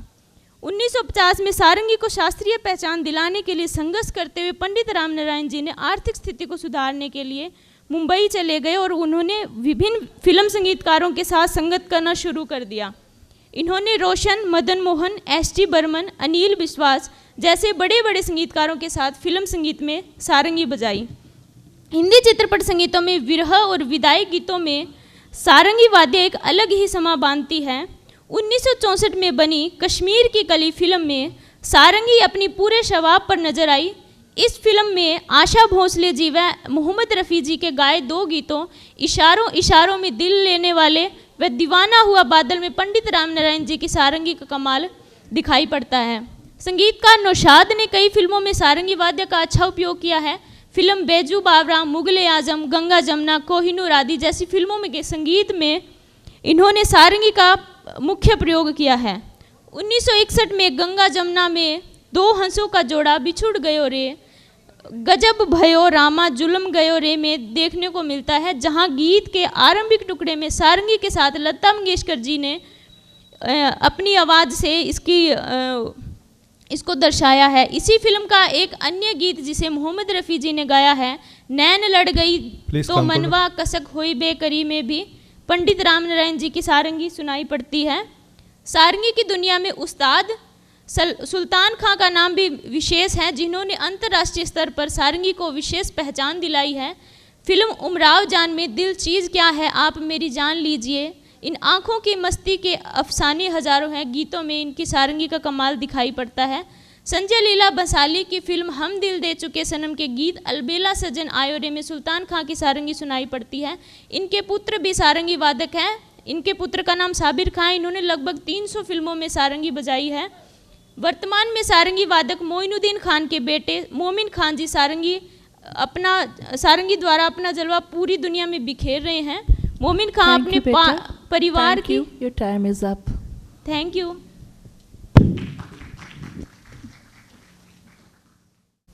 The next presenter is Pragati Pandey. Good afternoon to one and all. Today I am presenting the topic Hindustani classical music and music economics, a study of the challenges leading to marginalizing of the traditional art forms. I am presenting on behalf of Associate Professor Dr. Pramod Kumar Pandey and Professor Dr. A. Ram Pandey.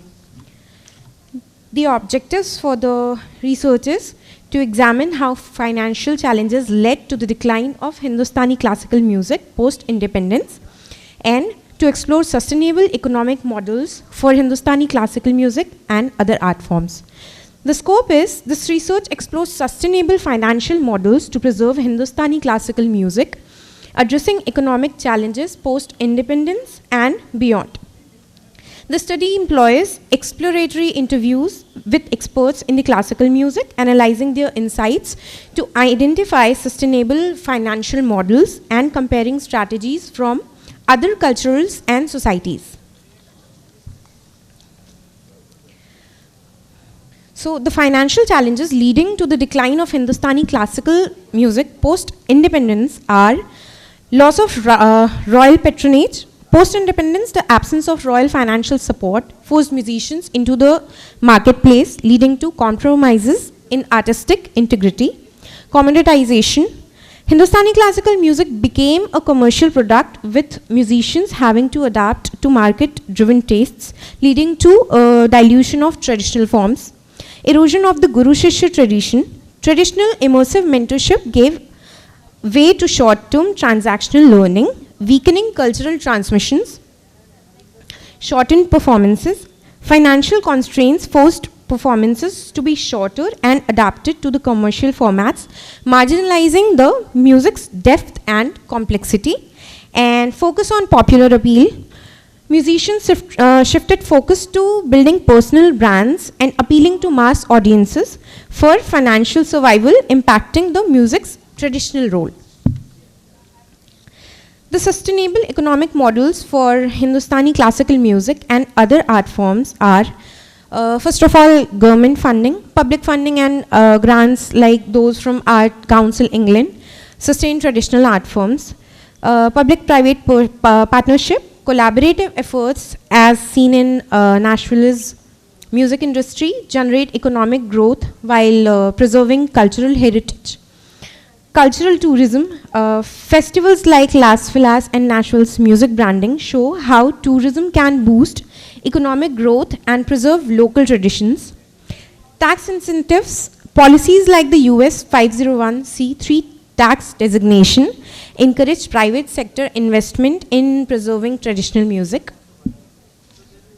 Music hubs, spaces like Toronto's music hubs foster creativity and support independent musicians, helping sustain traditional music. Cultural districts, areas like Quartier des Spectacles in Montreal, support both local artists and economic growth by promoting culture. Digital rights, protecting musicians' rights through updating copyright and royalty policies, as seen in the Music Canada's digital strategy, helps adapt traditional music to the digital age. And music education. Investment in music education ensures that the younger generation learns and preserves traditional music forms. The conclusion for this research is that the decline of Hindustani classical music after India's independence is largely due to the loss of royal patronage, market-driven commoditization, and the erosion of traditional learning systems like Guru-Shishya tradition. These challenges have marginalized the art form and forced musicians to adapt to commercial demands. However, sustainable economic models such as government funding, public-private partnership, cultural tourism, tax incentives, and investment in music education offer promising solutions. By fostering a balance between financial viability and cultural preservation, these models can ensure the survival and continued relevance of Hindustani classical music in the modern era. Thank you.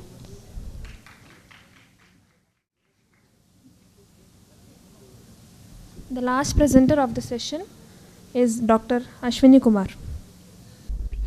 मेरा शोध पत्र लोक संगीत में पर्यावरण चेतना पर है।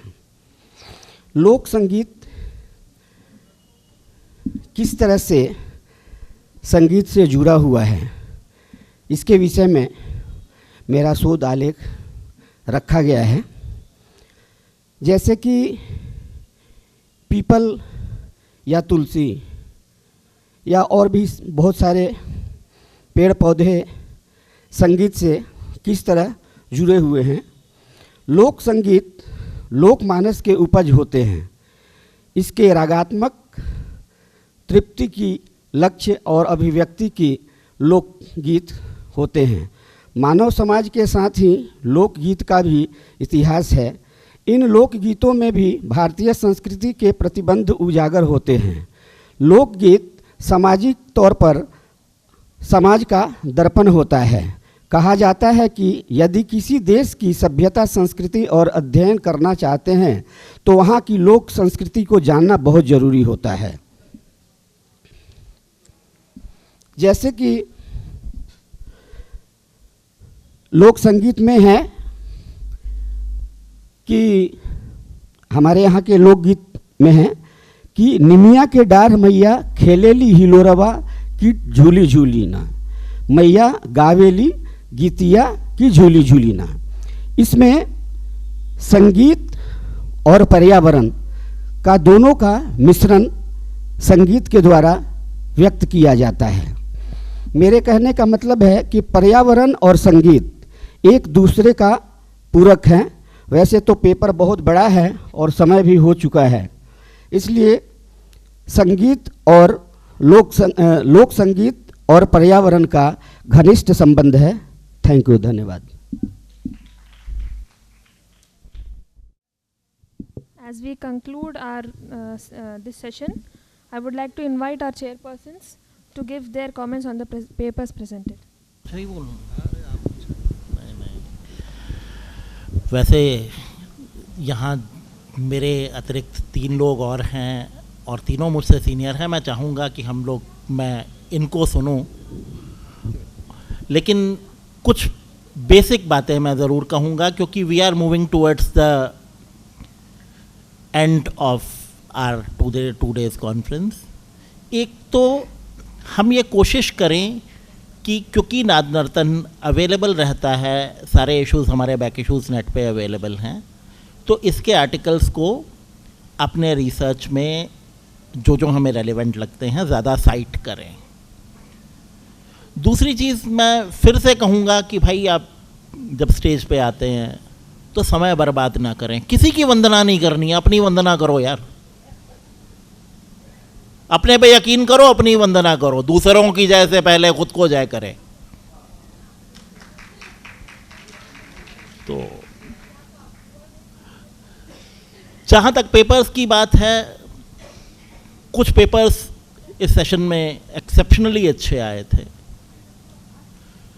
निखिल दा की तानों का structural analysis, it's a wonderful paper. I love to read this paper in future.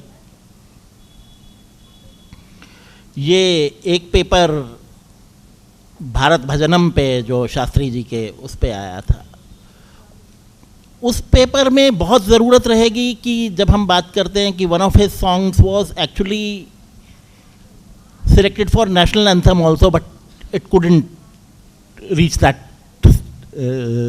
तो हमें ये देखना पड़ेगा। हमें कॉन्स्टिट्यूएंट असेंबली डिबेट्स वगैरह से सप्लीमेंट उसको करना चाहिए।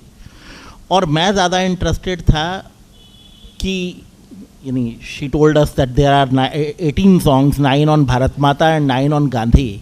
I would love to go through that manuscript and love to see what he has written on Gandhi also, because that would give us a altogether different viewpoint. एक paper और आया जिस paper पे मुझे सबसे ज़्यादा बात करनी है लेकिन यहाँ नहीं हो पाएगी, मैं सिर्फ इतनी बात कहूँगा कि बहुत एक बढ़िया बात हुई कि कल्चरल कोशेंट और हिंदुस्तानी क्लासिकल म्यूज़िक के क्या रिश्ते हैं। और मज़े की बात कि हिंदुस्तानी क्लासिकल म्यूज़िक का कोई भी, वहाँ जो प्रज्ञा ने खुद बताया कि हाइपोथेसिस ही रिजेक्ट हो गया, वो हाइपोथेसिस इसलिए रिजेक्ट हो गया कि Hindustani classical music doesn't teach us to be accommodative. वो हो ही नहीं सकता। It actually teaches us to be rigid.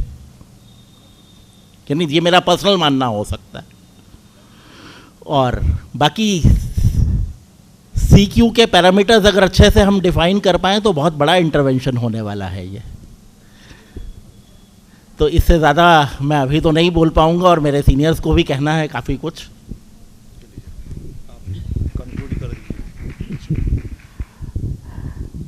सर्वप्रथम डॉक्टर रवि जी को बधाई, पूरा पश्चिम उत्तर दक्षिण एक स्थान पर ले आए और बहुत अच्छा लगा कि इतने सारे लोगों ने अपनी इसमें रुचि दिखाई और बहुत दिन बाद एक बढ़िया एकेडमिक मीट में शामिल होने का सौभाग्य मिला।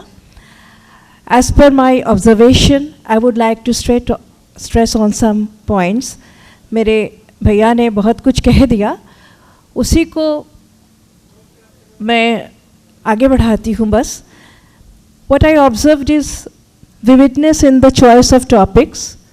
सुबह से जितने भी टॉपिक्स यहाँ सुनने को मिले हैं उनमें विविधता देखने को मिली, तो ये एक अच्छी बात है कि हमारी नई पीढ़ी सोच रही है और अच्छे अच्छे विषयों पर सोच रही है। और ये बात दिगर है कि 5 मिनट में वो जो अंदर सोचती है उसको दिखा नहीं सकती, समझा नहीं सकती। तो सबसे पहली बात हमें ये सीखना है कि 5 मिनट में हमें अपना बेस्ट कैसे प्रस्तुत कर देना है। तो जी, ये एक बहुत अच्छी बात है। जैसे बहुत सारे प्रेजेंटेशंस में हम लोग को ये लगा ऑडियो क्लिप्स होते तो अच्छा होता, वीडियो क्लिप्स होते तो अच्छा होता। तो अगली बार अपने प्रेजेंटेशंस को 5 मिनट का टारगेट लेके चलिए, ऐसा बनाइए कि वो 5 मिनट में जो आप कहना चाहें कह सके, हालांकि चैलेंजिंग है। दूसरा वही है insightful approach to the thinkers and researchers था ही। कॉन्स्टेंट मूव ऑफ थॉट्स है, कंसर्न्स हैं, जो डिफरेंट म्यूजिकल ट्रेडिशंस हैं उनके एक्सटिंक्शन पे बहुत सारे लोग बात कर रहे हैं। जैसे शाम डांस पर एक पेपर था, हाँ, और भी कई पेपर्स हम लोग देख रहे थे। और एजुकेशन और global nature of artistic progression and popularisation, इस पर बात हो रही है। तो उसके हमारे musical traditions, legacy and social implications पर बात हुई, बहुत अच्छा था। और इसके साथ ही पुनः एक बार सबको मैं बधाई देती हूँ। मैं हम सबकी ओर से, हम सभी जितने भी लोगों ने प्रेजेंट किया वो भविष्य में और अच्छा करें और अच्छा सोचें। और रिसर्च मेथडोलॉजी पे थोड़ा सा ध्यान दीजिए कि जैसे सर बार बार कह रहे थे कम ऑन द फाइंडिंग्स, तो आप ऐसा रखें कि सीधे अगर आपसे कोई पूछे कि आपके रिजल्ट क्या रहा, तुरंत आप उसको 4 शब्दों में, 4 सेंटेंस में गिना सकें। Thank you so much. Once again I congratulate one and all. Thank you so much. Sir 2 शब्द बस आशीर्वचन।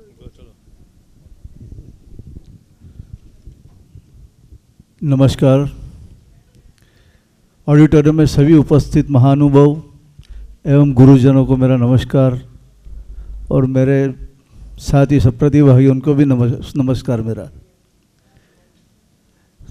सबके पेपर बहुत बढ़िया रहे, पर कहीं ना कहीं एक चीज़ ध्यान देनी है कि आपके साथ में क्या अनुभव हुए, उसके खुद से अनुभव तो क्या है आपके। जैसे किसी ने बोला है कि म्यूजिक थेरेपी, तो म्यूजिक थेरेपी को आपने कितना अनुभव किया है। जैसे मेरी बात बोलूं, अच्छा म्यूजिक थेरेपी का भी किस पे प्रभाव पड़ेगा और नहीं पड़ेगा ये भी एक बात है। किसको किस प्रकार का संगीत पसंद है उस पर भी है, आधारित है। तो मैं तो हूँ अभी क्लासिकल का यानी साधक हूँ, एक क्लासिकल वोकल का। तो 2005 में मुझे पैरालिसिस हुआ था, 2 अटैक एक के बाद एक 8 दिन के अंतर्गत आए थे। और उसके बाद में मैं दवाखाने में 1-1.5 महीना रहा। मेरी मेमोरी लॉस, बिल्कुल मैं किसी को पहचान नहीं सकूँ, इतनी मेमोरी लॉस। बेटी 5 साल की, बेटी 2 साल की थी शायद मेरी, वो सामने ही बेटी है। ऐसे में कोई राग याद नहीं मुझे, क्या गाऊँ क्या बजाऊँ, ताल भी बेताला होता था, इतना मेरा सब चाय नहीं पकड़ पाऊँ। तो ये अनुभव की बात है कि डॉक्टर ने बोल दिया कि मेमोरी मेरा तो क्या आहिस्ता आहिस्ता आ जाएगी।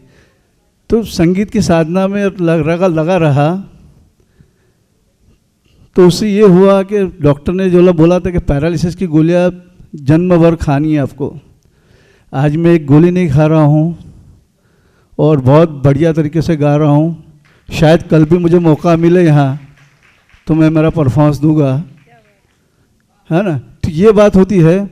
ऐसे मेरी बेटी को थायराइड आया था, तो बेटी बोली पापा मैं गोली नहीं खाऊंगा। मैंने कहा मत खा बेटा, उसको अलंकार से आज उसका थायराइड जो TSH काबू में नहीं आता है, TSH बहुत जल्दी काबू में नहीं आता है, तो उसका काबू में है और वो भी अच्छा गा रही है। तो ऐसे खुद से अनुभव। अब एक बात बताऊं कि एक ये लास्ट वाली बात है, मैं ज़्यादा टाइम नहीं लूँगा। एक डॉक्टर मैडम थी, उनका लड़का हमारी कॉलेज में सीख रहा था। अच्छा, उसके फादर थे वो आर्मी में थे, जब भी कारगिल युद्ध में उनके कानों पे असर हुई थी और शायद उनका BP भी हाई हो गया था। वो मिलिट्री मैन थे। तो बाहर आटे मार रहे हैं, मतलब बच्चे को पूछा ये कौन है आदमी, तो कि सर बुरा मत मारो मैं बताऊं मेरा फादर है और इनको बहुत अच्छा लग रहा है म्यूजिक सुन के। अच्छा, उनको जो पसंद है वो सुन रहे हैं म्यूजिक, ये भी बात है। तो उन्हें बाकायदा उन्होंने एडमिशन लिया और बैठे मेरे क्लास में, अरे क्लासिकल के हमारे क्लास चलते उसमें। तो उन्होंने मुझे घर पे बुलाया, मुझे नहीं पता कि उनकी जो बीबी है वो डॉक्टर है।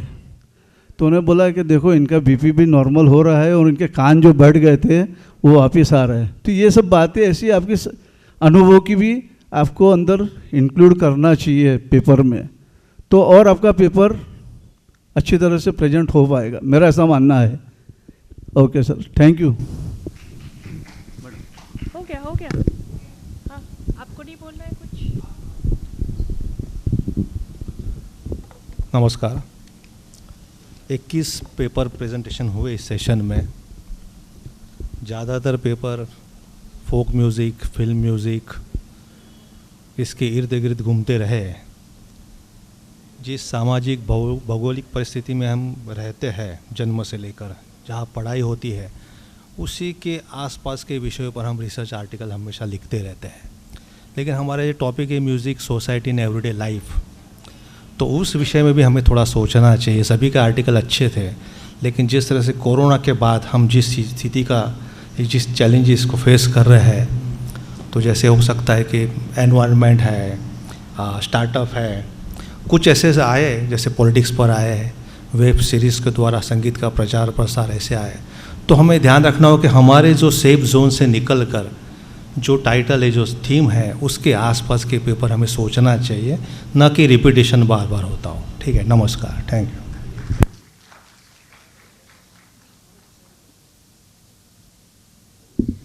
Now I would like